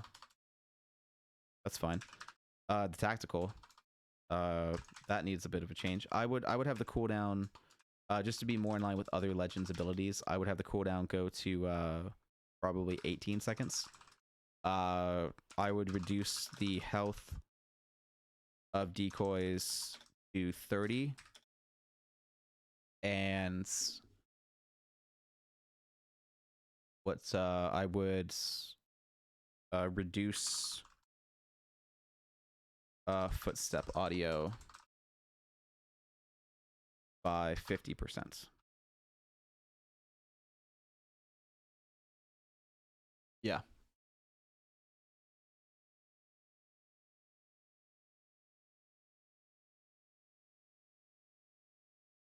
Yeah. Or instead of reducing the footstep audio, reduce the audible range. Yeah, maybe we do that. Reduce the audible range of footsteps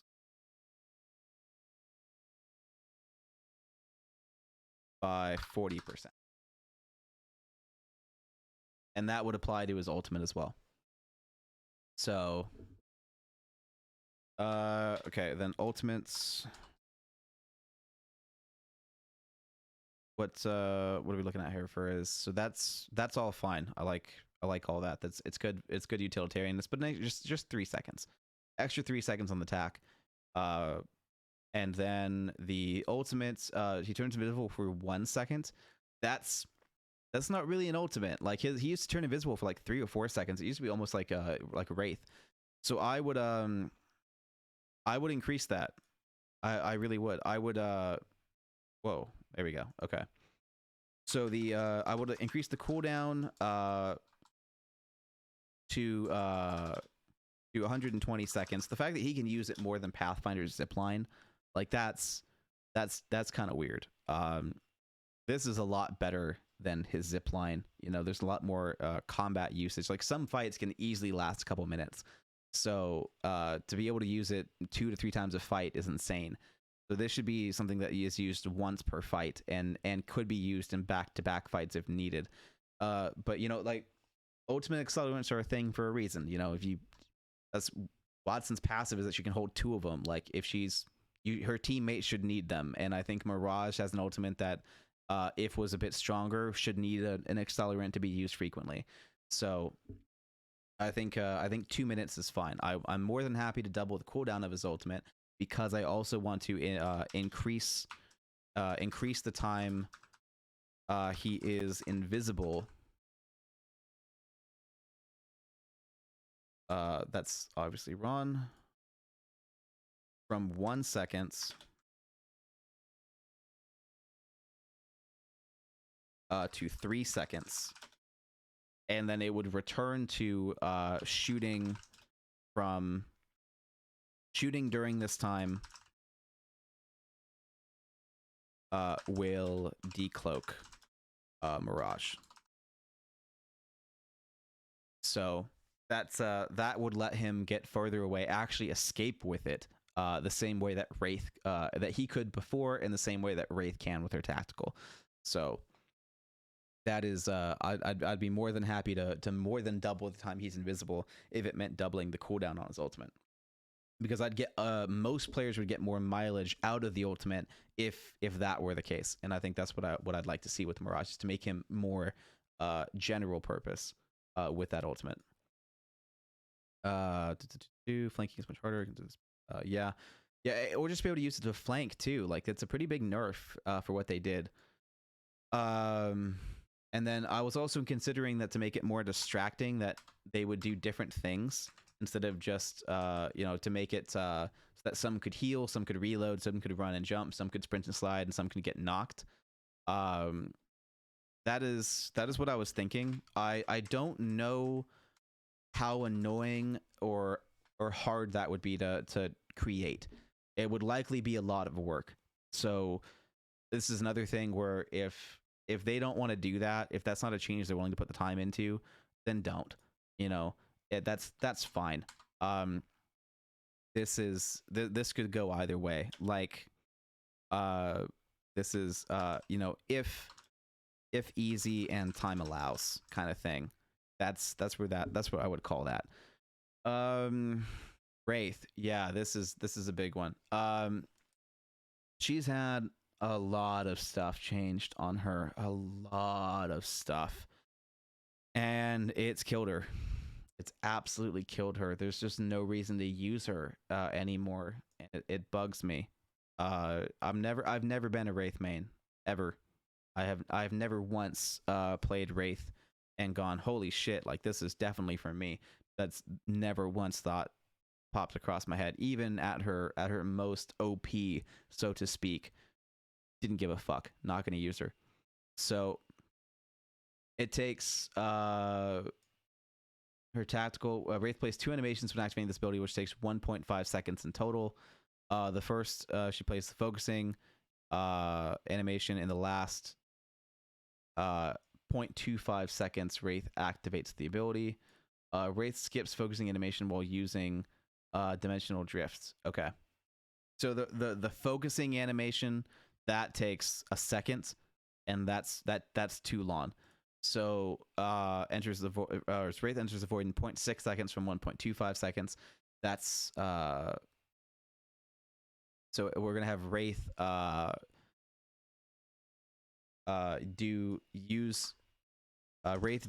Wraith uses the focusing animation in what would that be? 400 milliseconds instead of 1 second. And remains in the void for 3 seconds instead of 4 seconds. The blue trail is now 30% more transparent, so it is harder to see, 30% harder to see, and is not active for the first seconds of race time in the void. To let her actually attempt an escape. And to it needs to be her tactical needs to be more useful. You need to be like, where'd she go? Not like Mirage. Like, when Mirage uses ultimate, it's like, where'd he go? And when the Wraith uses her tactical, it's like, I'm over here. Hi everyone. I can't shoot you, and when I come out, I definitely won't be able to shoot you. You should chase me. I'm this way. Like, come on, guys. Like, give her a shot. And the ultimate, fuck. I mean, her portal distance has been nerfed so many times, it feels like. I mean, holy shit. We'll gain 30% movement speed. Yeah, you'll still be able to see enemies. Enemies can see a wispy blue trail showing where you're going while in the void. While in the void, Wraith is unable to interact with some objects in the void, including doors and objects placed by abilities, but can use zip lines. That's still fine. I'm totally fine with her not being able to use the doors. The passive is no big deal. That's no big deal at all. So the charge time is 3.5 minutes on the portal. That's probably fine. That's no big deal. 60-second portal. That's no big deal. With the rift, in the ring, it's 4 seconds, which is perfect. The trail when using the portal is perfect. I don't need to get rid of that. If Wraith uses less than 4.72% of its energy, then it places at the other end of the portal, and it will be canceled, allowing her to keep her ultimate charge at 100%. That's fine. Wraith can run roughly 75 meters before placing the other end of the portal. That is, I think, if it's uphill or in the same or straight, I want to say. So I would increase that another 25 meters. I think 100 meters is more than enough. Is more than full to do that. So the ultimate is increased from roughly 75 meters to 100 meters. I think that's reasonable. And that's probably all I would change on Wraith, just to get her tactical back to where it's in a usable state, get the ultimate to be a bit more useful and worth that 3.5 minute cooldown, and if not, reduce the cooldown by maybe another half a minute too. And I think I would, yeah, I do. I want to reduce the cooldown to 3 minutes instead of 3.5. All right, so that would detail Wraith. Then we have Crypto. We have Lobos changes are going to take a while to explain. We're going to do that another time. Pathfinder, I have to completely rework, so we're going to do that another time. Gibraltar, and we'll just do all this at another time as well. So we'll go into Crypto. I have time for Crypto, then we're going to call it a day. So Crypto, my changes to Crypto. What would I change about Crypto?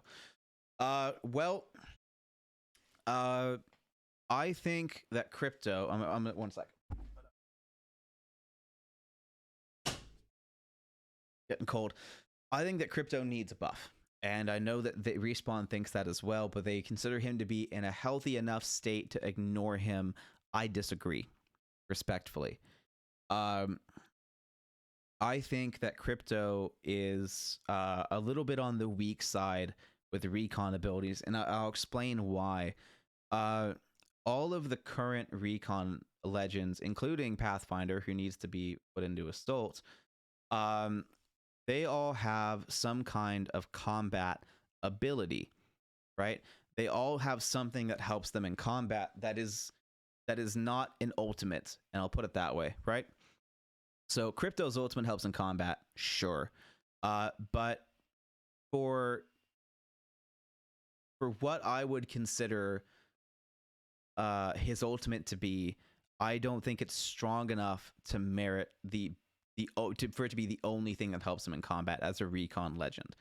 And Valkyrie can kind of be in this box as well, but Valkyrie is strong in another sense, and her passive is strong enough as a passive to make up for her ultimate not being a recon or damage dealing ultimate. Rather, for it not being a combat ultimate. Pathfinder's ultimate can be used in combat, but again, I want him put in Assault. Valkyrie's ultimate is intel gathering, which is what it should be. Crypto's ultimate happens to be dealing damage, and Bloodhound's ultimate happens to be helping him find out where people are to deal damage. So realistically, when you look at what recon legends do, if you ignore Valkyrie and Pathfinder, especially Pathfinder, but if you even just kind of ignore Valkyrie, the recon legends are about finding and hurting people. So Bloodhound is amazing at finding people, but they can't really hurt them with their abilities. And Crypto is a little bit worse at finding people because he has to be done manually, and you take yourself out of combat for an extended period of time, but you can hurt them if you find them. So that is kind of the trade-off between the two. However, I would argue that Crypto's abilities are not good enough to merit moving him out of combat. And I think that Crypto needs an ability for tracking that does not remove him from combat or from the situation, because Crypto is currently the only recon legend that has to do that. And I think that should not be the case. So given that Bloodhound is out of combat for at most 2 seconds, Crypto is almost never out of combat for at most 2 seconds. So it takes an immense amount of planning for Crypto to use his ultimate in less than 2 seconds. So I don't want to change that, by the way. I just think that he needs another personal way that doesn't show info to the team to help him be a bit more effective as a solo player, because Bloodhound can be used with great success solo. You don't have to relay that information to your team for Bloodhound to be effective. Pathfinder and Valkyrie are both used with great solo success.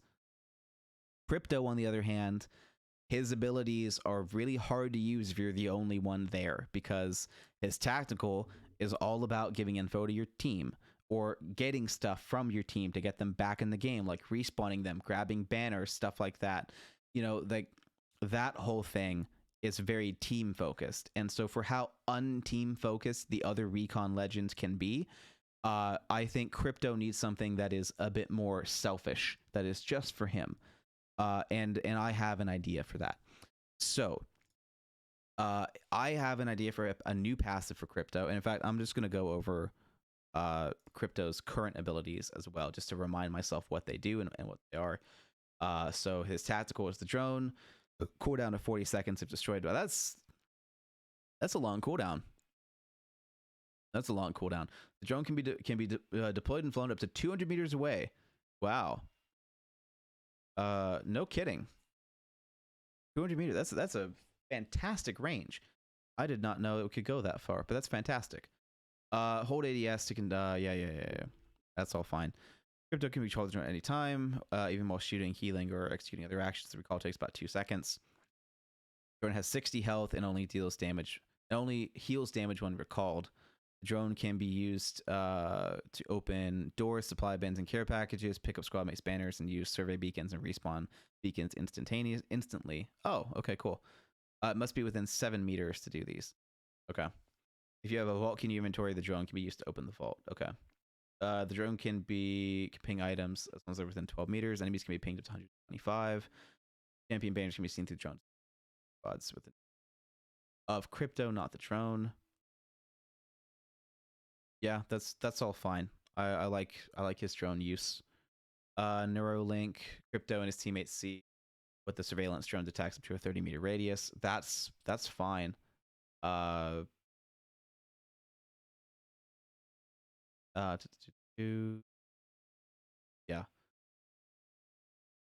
Okay. Yeah, so that's his passive and his tactical. Got the recon perk. And the drone EMP takes 3 seconds to charge before detonating. The drone can be destroyed before the detonation. Canceling it, that's totally fine. 3-minute cooldown, totally fine. Affects all players and Crypto himself in a 30-meter radius, even through walls and other obstacles. Squad mates take no damage, but are slowed. That slow lasts roughly. Okay, that's all fine. I like all that. It's the passive that's rather a new passive that I think that Crypto needs in order to become competitive. And so what I would make that is what I call Eye in the Sky, is Crypto's drone following him at his shoulder. This is what I would do. So it can be destroyed in the state. However, the drone only relays the info it gathers to Crypto, not to the entire team. It's not his passive. His other passive would not be usable with this passive. There would have to be a coding thing to make sure that doesn't happen. Effectively giving Crypto 15-meter threat detection. So when on his shoulder, it would be for him alone with a 15-meter range, and it would give him threat detection if a player was within 15 meters of his drone, which is not far, by the way. And just so that you know, it's not far. This will differ from Bloodhounds as it won't scan through walls or windows, but smoke, gas, and any direct line of sight within 15 meters will apply. You can recall the drone at any time to move silently again. The balance will be that the sound will be annoying for Crypto and the teammates, and it will likely be loud enough to hide enemy footsteps. So you will be going basically full visual at this point, because you're going to have the drone right next to your ear. So teammates may not be able to hear footsteps. You won't be able to hear footsteps. And it should be more likely to be used in combat situationally versus anything else. It will have a 15-second timer, and then the drone will have to go back into his pocket. And if the player decides to fly the drone, then they just have to press the button again. So you would double tap the drone if you wanted it to go to fly around. which is usually done from cover anyway, so it shouldn't be a big deal if you press it once to put it on your shoulder, and then once again to put it in fly mode, and then the recall button to or just a third time to recall it, or you can just wait the 15 seconds and it will go away on its own. So this is what it. Well, you know what? We'll even reduce that to 12 seconds. So the passive would last 12 seconds. If you you can just wait that 12 seconds and it'll go back away, or you can do the thing and go through the button shuffle to get it to go away. So that's what I would do for Crypto, to give him a little 12-second window where if for 15 meters he could have digi threat vision, so that way he could use any gun within that 15 meters and be able to see where people are for 12 seconds. And then again, it would hide enemy footsteps. It would so you'd be pure visual at that point. So if someone's behind you and you don't know that person's behind you, you're gonna have to turn around. So and again, your teammates won't be able to hear footsteps a whole lot either. So this is not necessarily a huge OP thing. It's just going to give him that extra little bit that he needs to have the solo strength that he could have. And so him with Bangalore is going to be huge as well. This would be the new basically default Bangalore Crypto versus Bangalore Bloodhound. This would be what everyone thinks using Bloodhound with Bangalore is. But it isn't. So that would be that. Yeah, so it is 1 to 2 seconds. That's fine. Now it does 40 damage to shields because it was reduced to the thing. So his ultimate does 40 instead of 50 because 50 would be more than half of level 3 shield. So it's 40 damage instead of 50. I also... Oh, okay. Yeah. So, yeah, his ults destroys a lot of stuff, by the way. Anything electrical. So it destroys... Does it destroy Watson ults? I feel like there should be a list here of everything that his ultimate destroys, and there isn't. But that EMP is strong as shit, by the way. And disables traps. It does a lot more than disable traps. It deals 50 damage to shields, but it does a lot more than slowing players and disable the thing.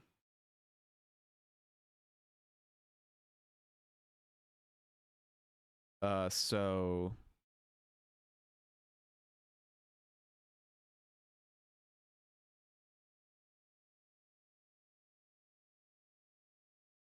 anyway. Sorry, Kate texted me a bit. Righty. So, there needs to be a full list of everything that this drone actually actually destroys with the EMP, because it's a lot. It is it's a lot of different things, guys. But I would like to see it destroy Gibby domes, which I think it already does.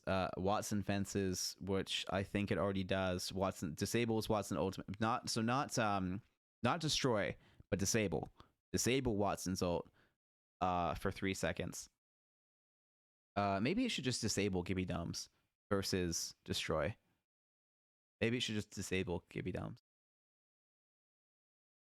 But I mean, there's not a lot of things that counter Gibby's dome in the first place. So I think in ultimate is worth countering that tactical. But disable Watson's ult for 3 seconds. It removes 10 seconds from its timer. Disables hologram technologies for 2 seconds, revealing Mirage and Ghost Tent. Ghost is a legend I designed, by the way. We're going to get into him in a bit. But that is a legend that I've designed as well that also uses hologram technology to hide. So it gives him a little pop-up tent for you to shop at. Like a little portable farmer's market.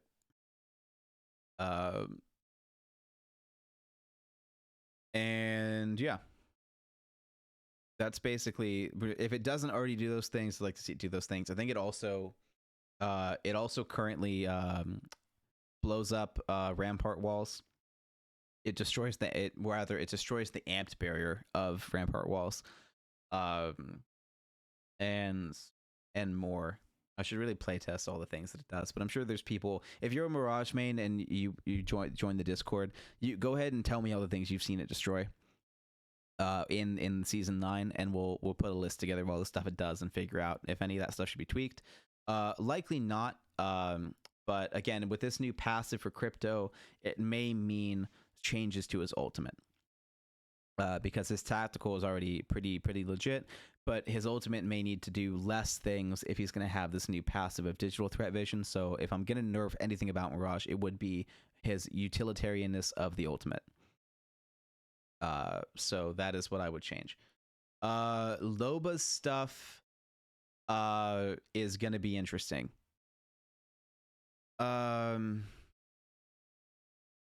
The animations I'm not going to slow down anymore. She's support. She can stay there. The cooldown reduced to 20 seconds. What is Loba's cool? 30 seconds. Okay. So that's that. That's fine. Can be canceled with a 5-second penalty.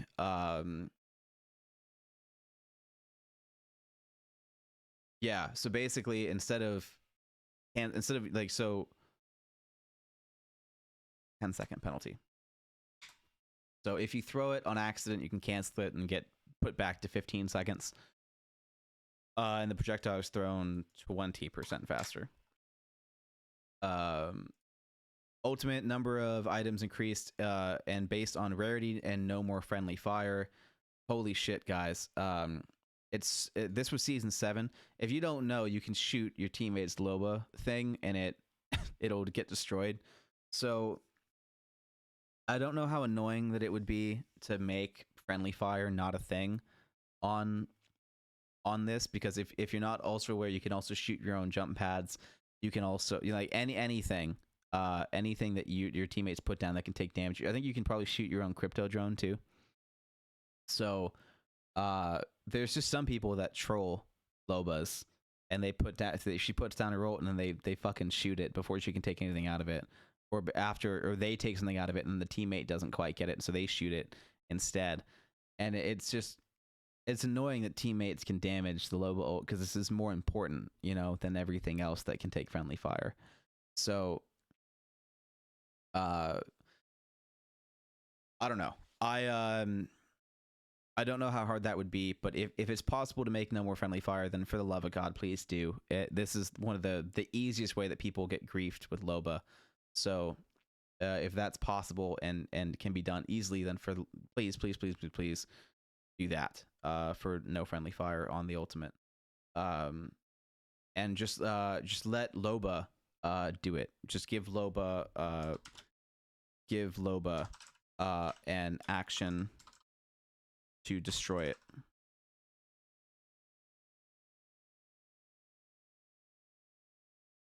So I know it's kind of because the enemies can use the black market, a lot of Lobas don't want to leave them lying around, so they destroy them themselves, or they shoot them when they're done, when the whole team's done, or when they're done. So to let Loba take down that ultimate would be nice. Or alternatively, like Pathfinder, it just stays there and there's nothing you can do about it, right? You know, maybe that's the better route. Maybe black markets just can't be destroyed by the team, and enemies can shoot them, kind of thing. Maybe that's just kind of how they go. And maybe have opening a door destroy black markets, and then just have no bullets destroy them. Well, then they would just be used as cover. Yeah, that's a rough one. I think friendly fire is the way to go. I think letting them block doors, letting enemies shoot them is going to be the way to go, and then just no friendly fire, and give Loba an action to destroy it, if that's going to be the case. Or if you absolutely have to leave them the way they are, then do that. But at the very least, changing the number of items based on rarity is what I would like. It is at this point that I would like to remind. It is blah blah blah blah blah blah. It is at this point that a reminder of what items are left and their rarity is needed, and Asterisk means that that item does not spawn as ground loot, but is still in the game and accessible from the black market. So, yeah, so level 1 white items, we have syringes, shield cells, optics, the helmets, which now has the asterisk, but players spawn with this, so no one's going to take that. Realistically, the helmet can just get removed because no one's going to pick a white helmet from the thing, so that can just go away. The Evo shield, but players spawn with it, so if they need a shield swap to it, they can from the black market, but again, they probably won't. Backpacks and knockdown shields. Knockdown shields won't ever get taken from this, so that can just go away. What would be accessed from the black market. Level 2 blue medkits, shield batteries, optics, helmets, level 2 Evo shields. They do spawn now, so that gets to go away. Backpacks, knockdown shields, ultimate accelerants, multiple respawn beacons, bill stabilizers, magazines, standard stocks, and hammer point rounds, but that's no longer the case. This is now actually precision. This is precision choke. Precision choke.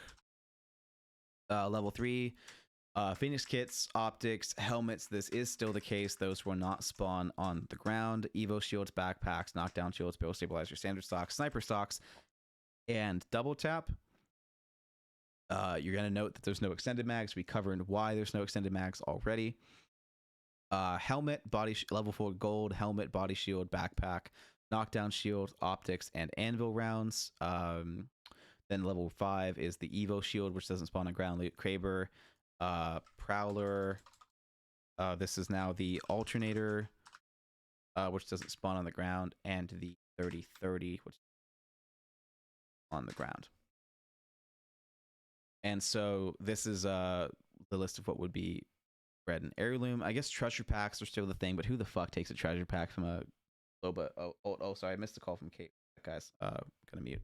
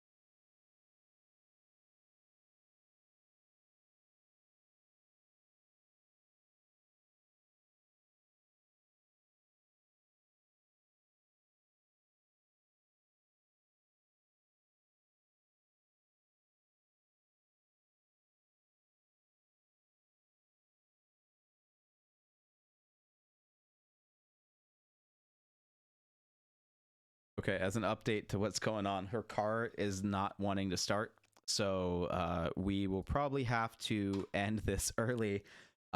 She's gonna give it a couple more minutes, and then if it's not working, I have to go pick her up.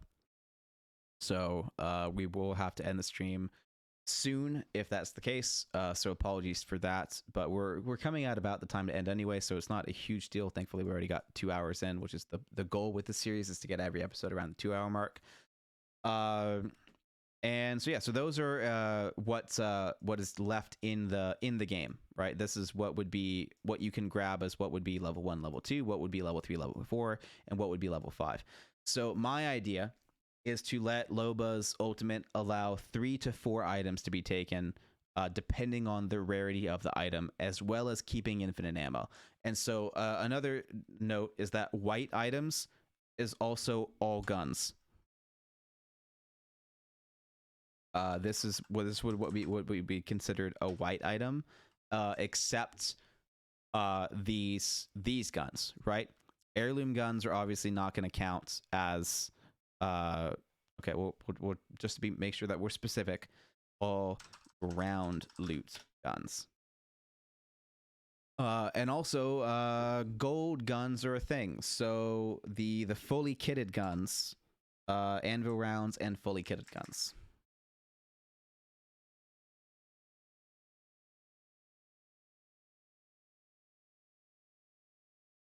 Okay, there we go. Now that we're even more specific, more fleshed out. So regular guns are considered level 1 whites. Fully kitted guns are considered level 4 gold, and then heirloom guns are considered level 5 red. So 2 level 1 and 2 items can be grabbed. So as you know now, the ultimate will let you take any 2 items from her ultimate. However, I think that you should be able to take any 2 of these items, right? So a gun, syringes, shield cells, level 1 optics, level 2 optics, up to level 2 evo, up to level 2 bag. You should be able to take any combination of 2 of these items, which is also going to mean all extended mags. It's also going to mean, any 2 guns. So if you want to grab a gun and a mag, that's totally fine. That's all said and done. Perfect. I also think that you should be able to take any 2 of these items on top of any 2 of these items. So this would be the 4 item maximum, is to be able to grab 2 level 3, level 4, and 2 level 1, level 2s. So this is what you could be able to grab. So if you wanted to grab more stuff like this would help you loot up a lot more. So the fully kitted gun could count as one. So you could grab a fully kitted gun, and you could grab like a level 3 bag, and then you could grab another gun and another mag for it, kind of, and a mag for the other gun, that kind of thing. Or you could grab like a digi-threat and anvils on top of, say, a sniper stock and a standard stock with the 2 guns that you want. That would be another combination as well. Additionally, if you take any level 3 or level 4 item, you are no longer able to take an heirloom item from that level ult. Blocks you off. So you either can take up to 2 of these items or 1 of these items. So you can grab a Kraber, a Red Evo, an Alternator, or a 3030, and still grab any 2 of these items, but you cannot grab any of these items. That would bar you off. So that is how I would change it based on rarity. So that way you can't grab a Kraber and level 4 body. You have to pick. If you've got one or the other, that's what you can grab. You can't grab Red Evo and the optic you want, like a digi-threat optic. You can't do that anymore. So that is how I would change your ultimate. It's that you can no longer grab like Kraber digi-threat, but you can grab like hella more stuff. If you grab a digi-threat, you can get 2 extra items compared to what you used to get before.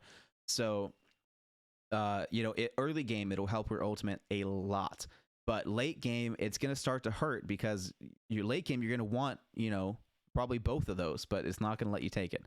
So that is how I would affect her ultimate. The black market pylon now has a cooldown that lasts 150 seconds. I think, what is the black market cooldown right now? It is now 2 minutes, so it's been increased. But I would increase that even more, from an extra 30 seconds.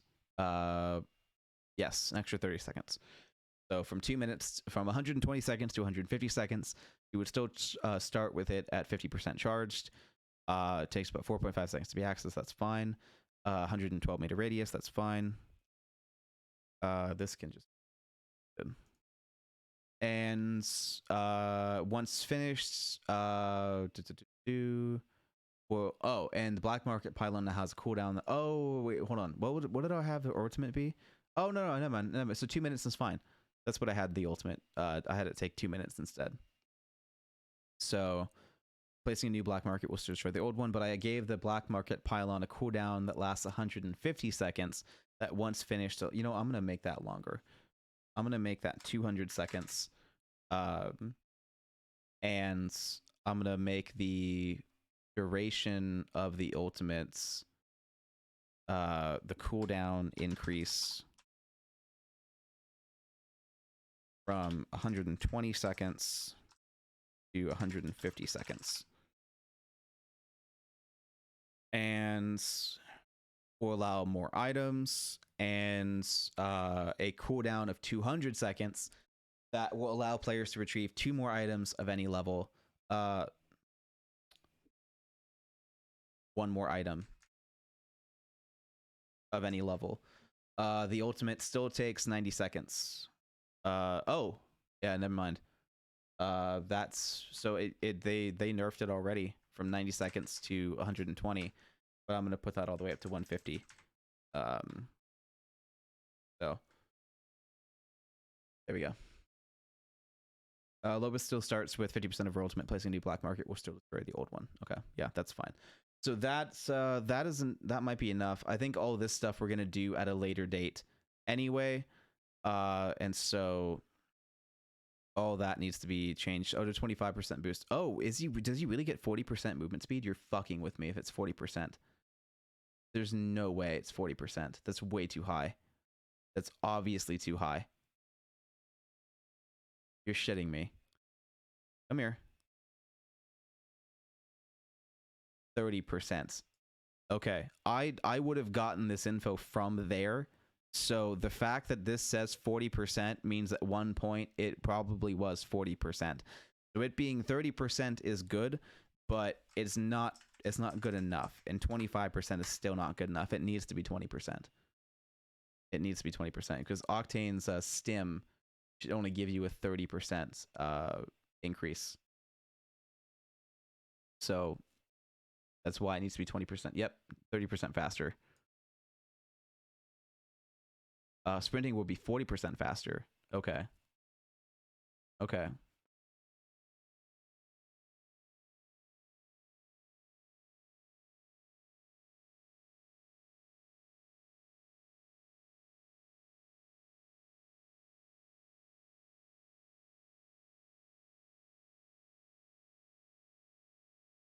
Yeah, so the fact that sprinting is 40% faster is nice, but that's it's still the fact that there's the cooldown, even though this is for 6 seconds, which is nice. But I think I would see that reduced to I'd be willing to have that be 5 seconds instead of 6 seconds as well. So let's go back up to Octane and reduce the duration of his tactical. And now lasts 5 seconds instead of 6 seconds. And that will make the 20% movement speed for Bloodhound worth it or close to the same. So there we go. Yeah, and I did that passive for Bangalore too. Yeah, so we're gonna have to do Pathfinder as well. So we're gonna be reworking him into Assault as well. So class changes from Recon to Assault, and that means that he's gonna need some new passives as well. So we're gonna have to come up with some ideas for that to make it work. And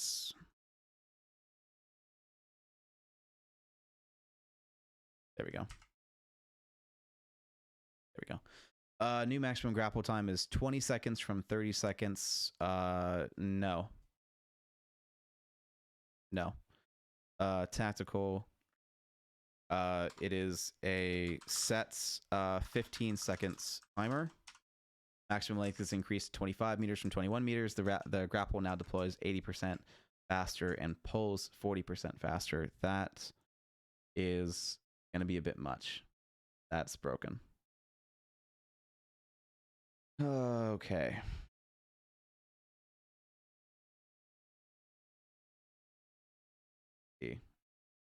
Grappling hook. Disconnect after 90 seconds. Oh, the cooldown scales based off of that, with more emphasis placed on horizontal movement. It stops increasing when Pathfinder's velocity returns to your standard after 5 seconds or whichever comes.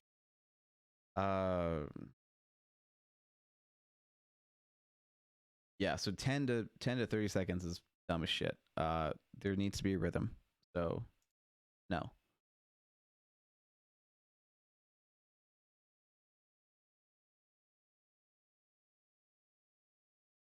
Oh, can it really?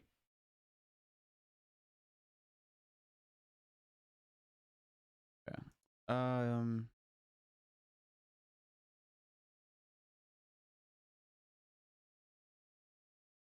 Right. So, the grapple deploying 80% faster is a bit rough. I need to look into how long it takes to go that 21 meters and how long it would take to go the 25 meters.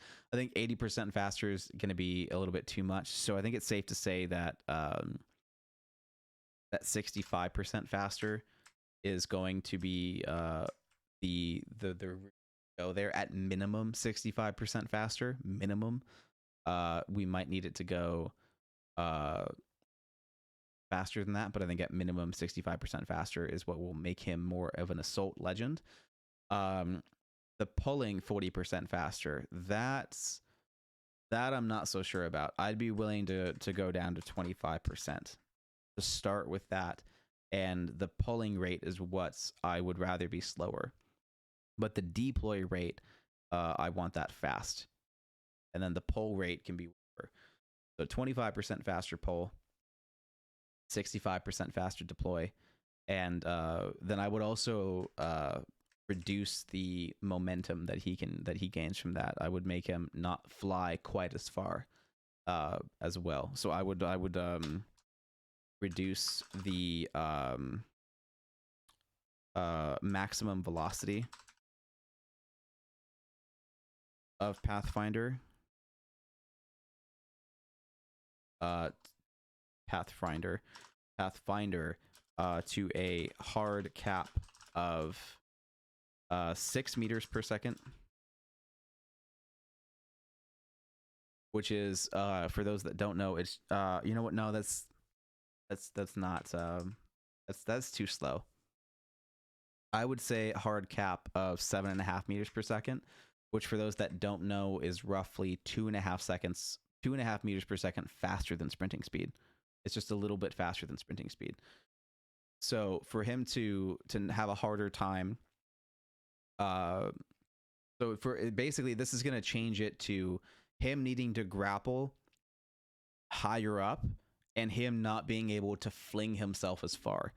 So the grapple is going to go from a way to grab like distance and speed to a way to grab high ground. To instead of it being about like him flying across the map like he's Valkyrie, this is supposed to make him more like the pulling himself to cover, pulling himself above other legends, you know, grabbing that quick advantage or beating someone climbing upstairs.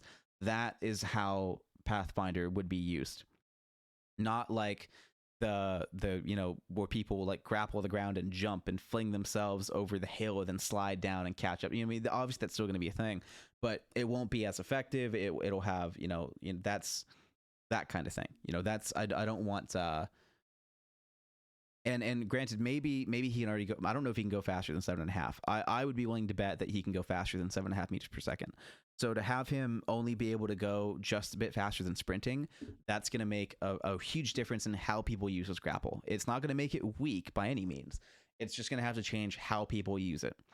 And so it's going to be more of a positioning device and more of a cover device than this big massive swing to get him around the map really quickly. And that is how I would have him set, because that is how realistically how Pathfinders are so evasive. It's not, you know, it. If you want to be a different kind of assault person, if you want to be the one zooming around the map, then play Octane. Like Octane's right there.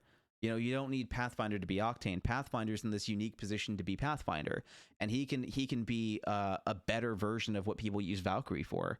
You know, so having him be more consistent, more dependable, not limited by fuel, to have it, you know, be something that can happen faster than Valkyrie, something that can be used more vertically than Valkyrie, but something that has more leeway than Horizon as well. You know, he has more horizontal change. He's kind of that sweet spot between Horizon and Octane.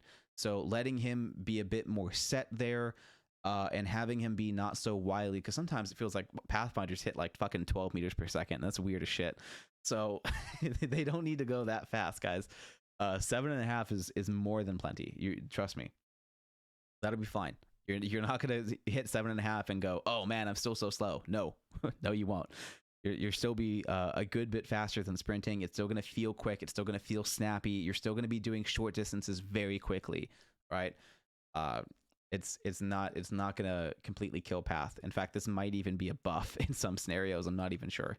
So, and the ultimate, the max zipline distance is now 150 meters instead of 100 meters. That's just that's not long enough for Wraith. That's totally fine.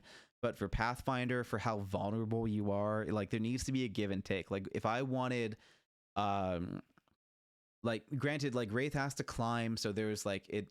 There is a way for Wraith to be the Ron choice for sure. But for how vulnerable that you are on the zip line, I think the extra 50 meters is more than validated, and I would like to see that as well. And I would like to see players get extra jumps. I could see that just going to 3 instead of 2, because you get to bunny hop like twice now, and then once you exit the zip line for the 3rd time, you can no longer go back on. I'd like to see that go to the 4th time. The 4th time you get off is the last. That's when you can't get back on without touching the ground. So that is just to give them that one more bunny hop. I think that would be beneficial. And a passive. Kate didn't call me back, did she?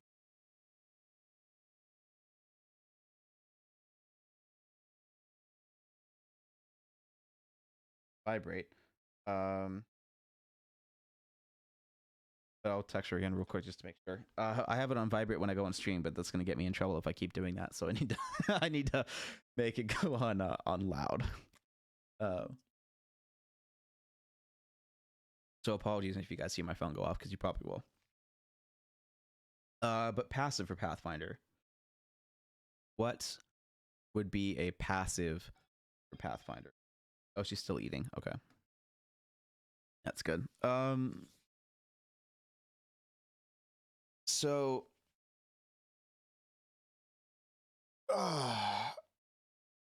what would be a passive for Pathfinder? What did I have before? So other ideas for Pathfinder's passive. I had two. And in fact, I would even argue that they go hand in hand. I think Pathfinder's passive, in fact, he could have 2 different passives, because I have one for Ghost already, which I call Iron Lunds. And Iron Lunds is a reduced weapon sway. In fact, I'm gonna just go ahead and say 50%. 50% reduced weapon sway.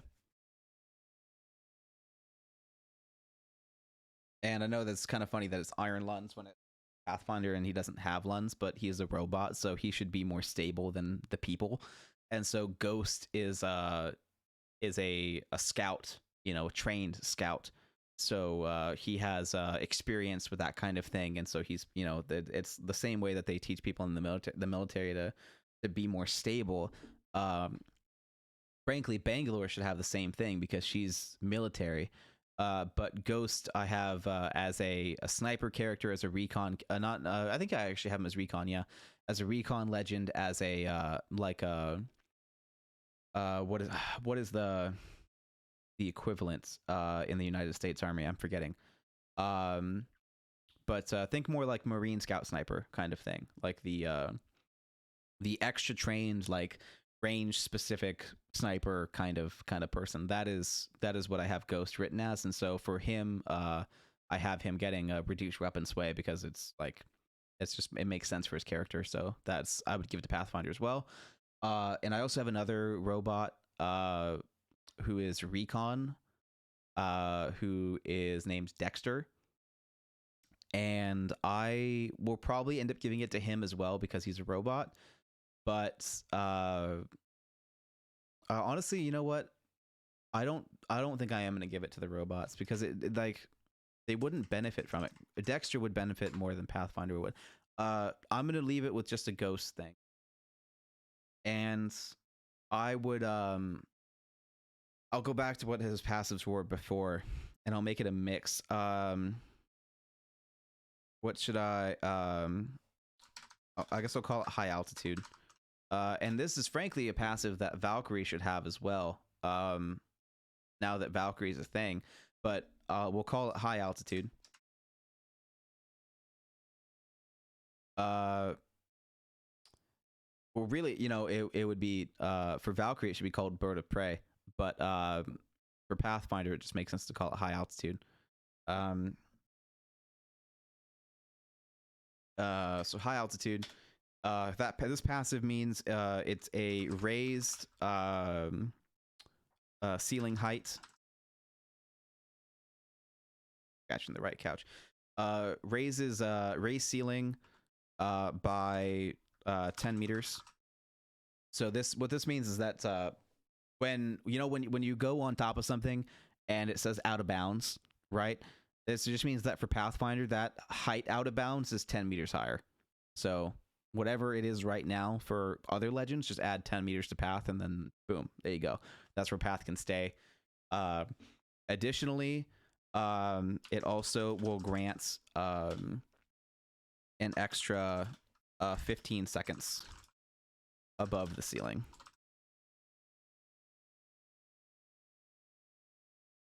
So there's that, and then so this will help him revive knocked players. Basically, that 15 seconds will give him time to revive someone if they stay up out of the play zone for too long.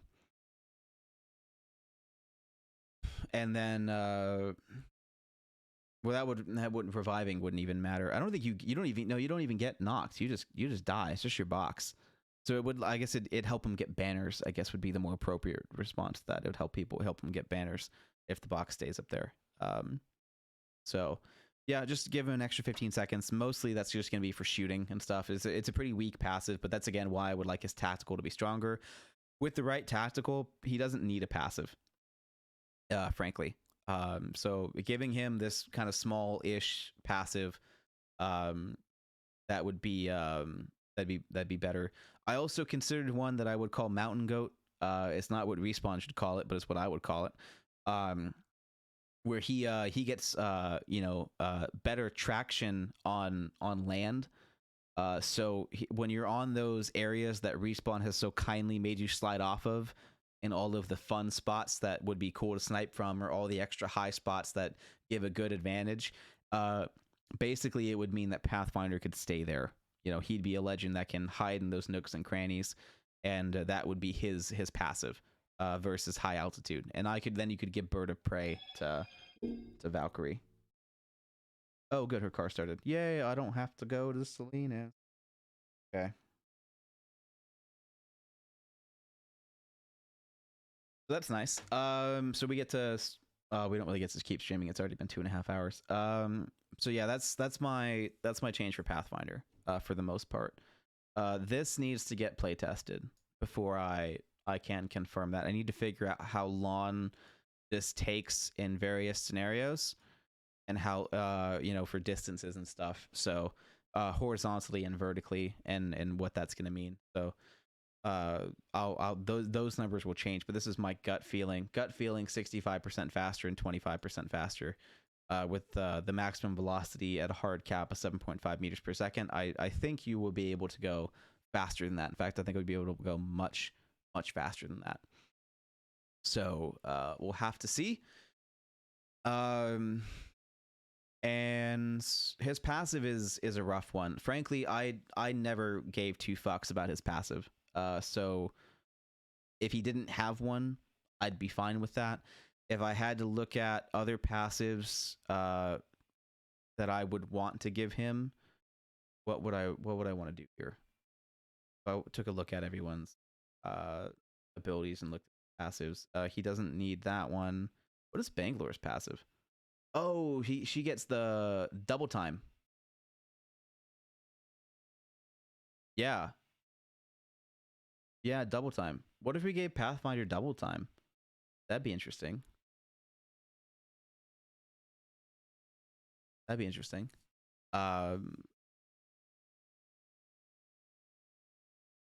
We could no, we don't want. What's Revenant's passive? We could give him Fuse as passive. You could give him Fuse as passive. That would work. He's a robot. Oh, but you crouch, walk faster, and climb walls higher. That would make sense too. That would make sense as well.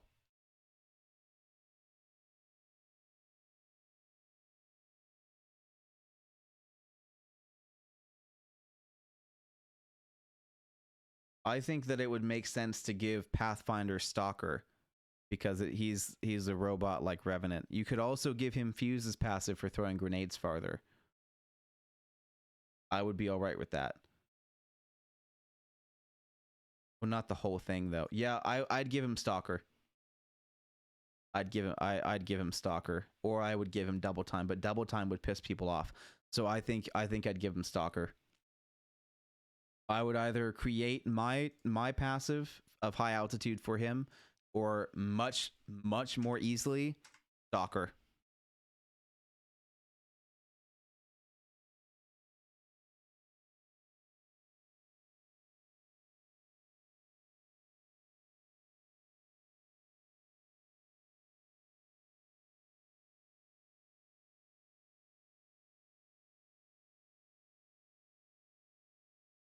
So I think that makes sense.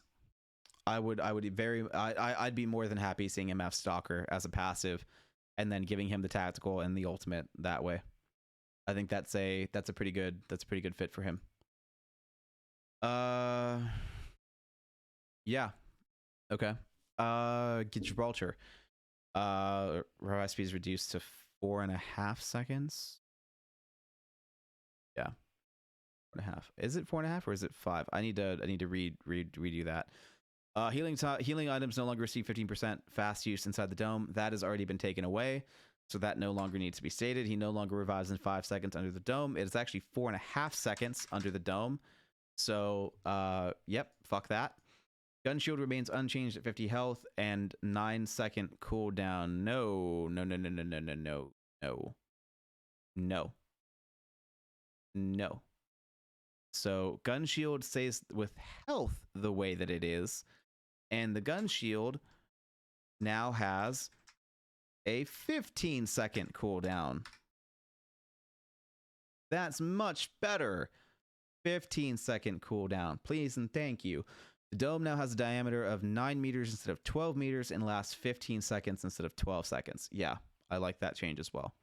So smaller dome, significantly smaller dome. This will also let his ultimate have a better area of effect so that there's more room that they have to run through the ultimate before they hit the dome. So in tandem, this is a buff to the dome, but not in tandem. It is a nerf to the dome, for the size that you get. But overall, I think this is a good change for the dome. I don't mind it lasting an extra 3 seconds. So that is what I would do. The dome cooldown, I believe right now is at like 20 seconds. That's totally fine. Oh, it's a 30-second dome protection, and so I think the cooldown. I would want to make sure that the cooldown. So here, so yeah, that's gun shield. The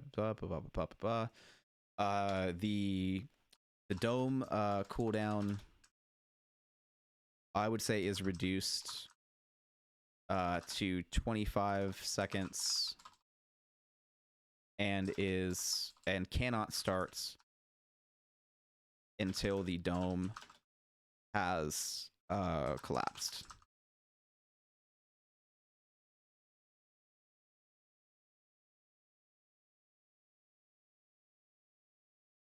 Oh, yeah, radius of 6 meters.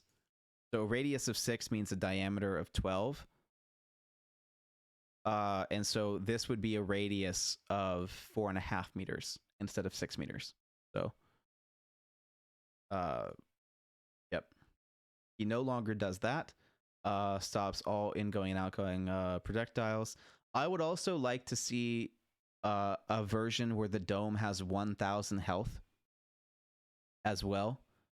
I think that would be interesting. So anyone shooting the dome would make it possibly disappear in that 15 seconds that it's alive. So that would be interesting as well. The dome blocks line of sight for things like Watson's perimeter security or Crypto's neurodrone. Does it? Okay. The dome shield is not big enough to complete. The dome shield is not a complete bubble, depending on the terrain, and it can have weak spots. Yeah, we know that. Yep, we know that.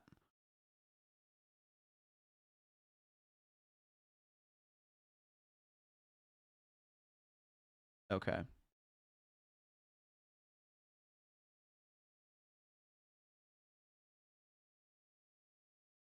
Yeah. Okay. And then yeah, this is a 9-second cooldown, but it's not slow enough, so that's getting changed.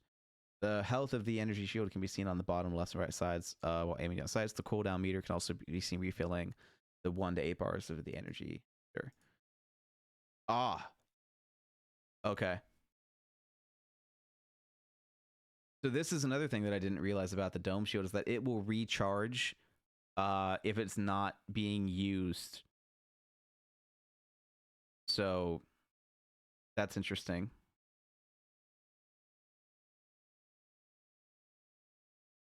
Okay. I didn't know that it would recharge like that if it wasn't being used. So I would what I would say is for his tactical. I'm gonna go ahead and just name this ultimate the way that we did before, so we can segment this a bit better. We'll do ultimates, and we'll do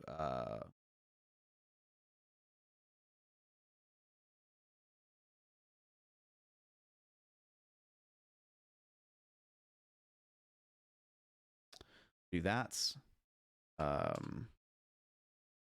And we'll do this, which is the gun shield now has a 15-second cooldown.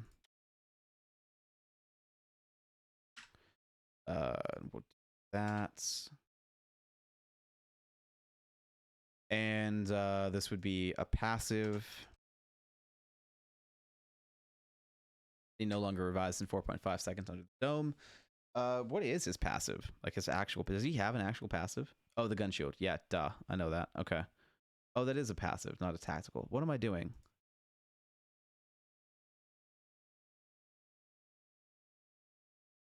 What am I doing? Ah, come on.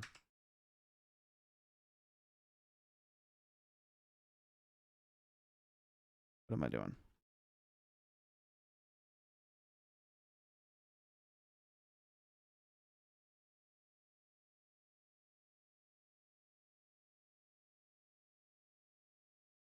Okay. Gun shield has a 15-second cooldown. The gun shield will no longer slowly recharge. It will fully reset after 15 seconds of not taking damage, or will 15 seconds of not taking damage, or when fully broken. Yeah, there you go. That'll do. So that way it won't get that little sneaky bit of extra damage. That way if he peeks the corner and waits a little bit, he can get that extra, sometimes it's that one shot from the R301 that does like 13 damage that if it's slowly recharging over a couple seconds and he's just not ADSing and he's using a shield cell or something, or a shield bat, and he, that 5 seconds is going to be enough to get that health back to save him from an R9 shot or save him from an R301 shot. And I don't want that to be the case. So that's that'll be a thing for sure. Especially since you didn't take 85% damage in the first place. The gun shield needs to be way less cheeky. It's too cheeky. So we're gonna cover it a bit. It's too good. It's too good. So the dome cooldown is 25 seconds. It cannot start until the dome is collapsed. This is I don't know actually if you can place a dome and then while the ability is going, have the cooldown start for you. So I'm not sure, but 30 seconds is a long time to wait for a tactical anyway. So even if that isn't the case, I don't mind buffing it to 25 seconds. But I want to make sure that it's not starting until after that 15 seconds is up. And then reducing the diameter, I think, again, in combination with the ultimate will be a buff. And I think the extra time is going to be a buff as well. So I don't mind hurting his passive, buffing the tactical, and then his ultimate is in a pretty healthy state as well. I would like to see it come down a bit faster. I would like to see the ultimate come down a bit faster so it actually hurts some people. But we're going to need to test that before we call that a day. But I would like to see the ultimate lands. I would say probably 2 seconds. Yeah, honestly, like 2 seconds faster. Let's double check that. Defensive bombardment. It takes 4.5 minutes. There was a smoke grenade that marks a 24-meter radius around it for a mortar strike. For 6 seconds, explosive continuously rained down on the area, dealing 40 damage per hit and shell shocking players. So it's the shell shocking that takes so long. I don't like how long shell shocks are in this one. So for me, I would like to see the shell shocking not be so strong, and I would like to see the ultimate come down faster. So ultimates, I would like to see shell shocks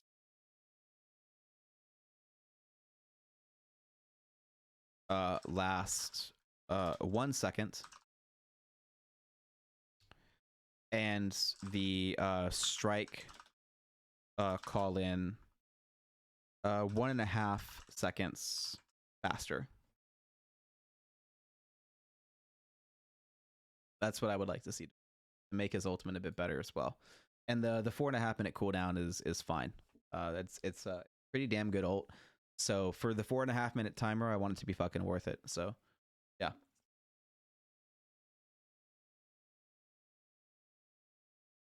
So there's some pretty big changes to Lifeline that happened that I have to rework and go over. And we're coming up on the thing. And this is going to involve me working with Christoph a little bit. So that's going to be interesting. So this is going to be we're going to have a lot of work to do live on Lifeline on Bangalore. 3 seconds is too fast. And we need the shell shock of reduce the shell shock to 1 second.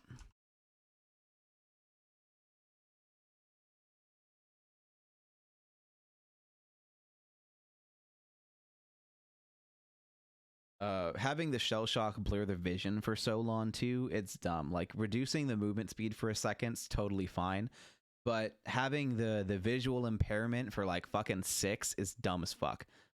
So no,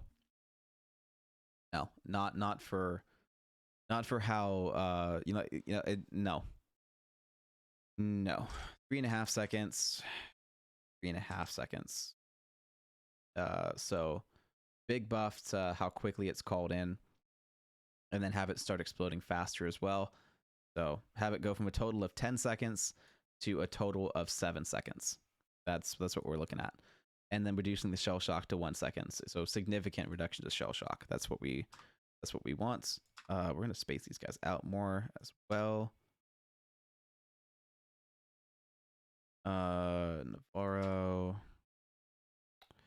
Christoph, we need to worry about. That's weapon changes. And yeah.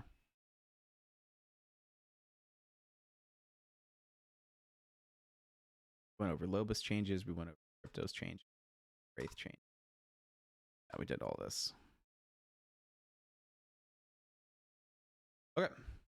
Yeah, we're going to space this out a bit more. I did that to try to save space on pages, but I don't really care about saving space on pages now. We've got less words, so still going to be around the 10-page mark. So no big deal.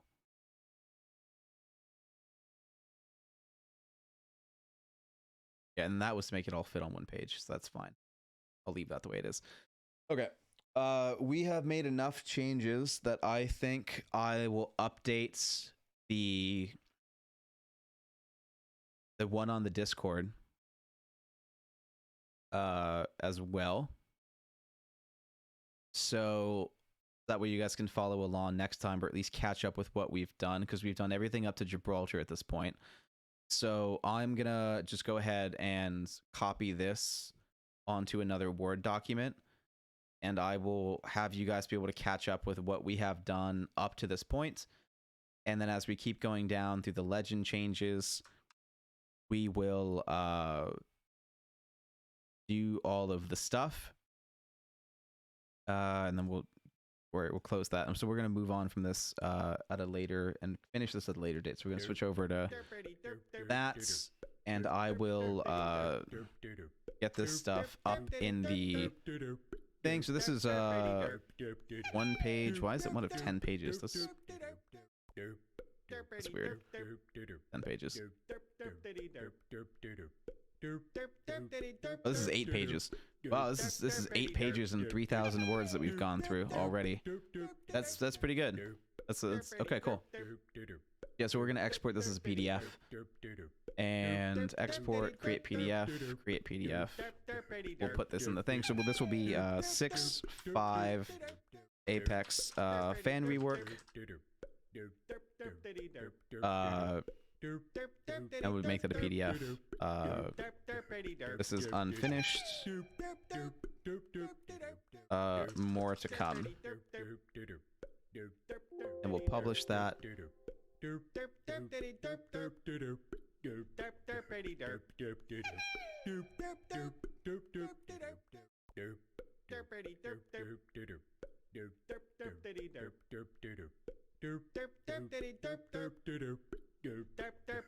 Yeah, we'll do that. So we'll put that into gaming, into gaming is fun. We'll publish that there.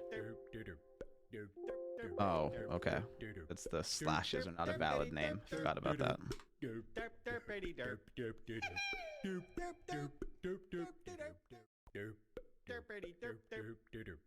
Okay. Cool. So that's been published. We'll put that on the Discord real quick as well.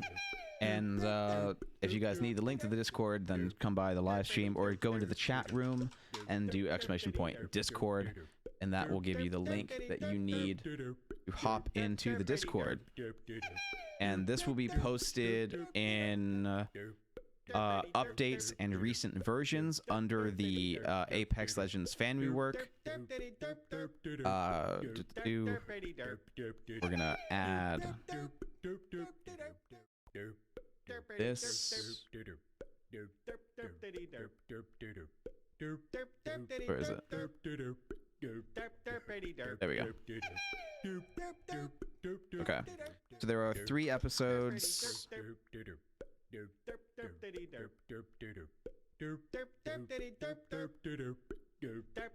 On Twitch, covering this in detail. More to come, and far more to go over. Stay tuned.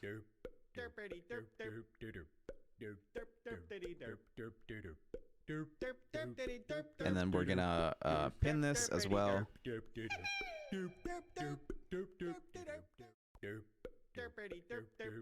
So there we go. So that is the fan rework for that. It's on the Discord under updates and recent versions. If you have stuff that you want to do, stuff that you want to share, then there's different Discord places on there to do. So if you want to leave critiques, then you go to the critiques tab. If you want to talk about legend changes, then go into the legend tab. If you want to talk about Apex stuff in general, then go to the Apex general tab. Guns and gears, favorite ideas, limited time mode ideas. There's a place for everything. So if there isn't a place for it, then let me know where you'd like that to go. But the updates and recent versions is where I can just show you all the other stuff that I've done so far. There's links to some previous versions as well. If you'd like to know more as well, then you can go to Apex Legends Rework 3.1 PDF in the same update channel, and this will give you an old version with some more detail and more stuff that we're going to be going over and changing in the future. So thank you everyone for coming by. I hope you enjoyed these episodes today, and we will catch you all in the next one.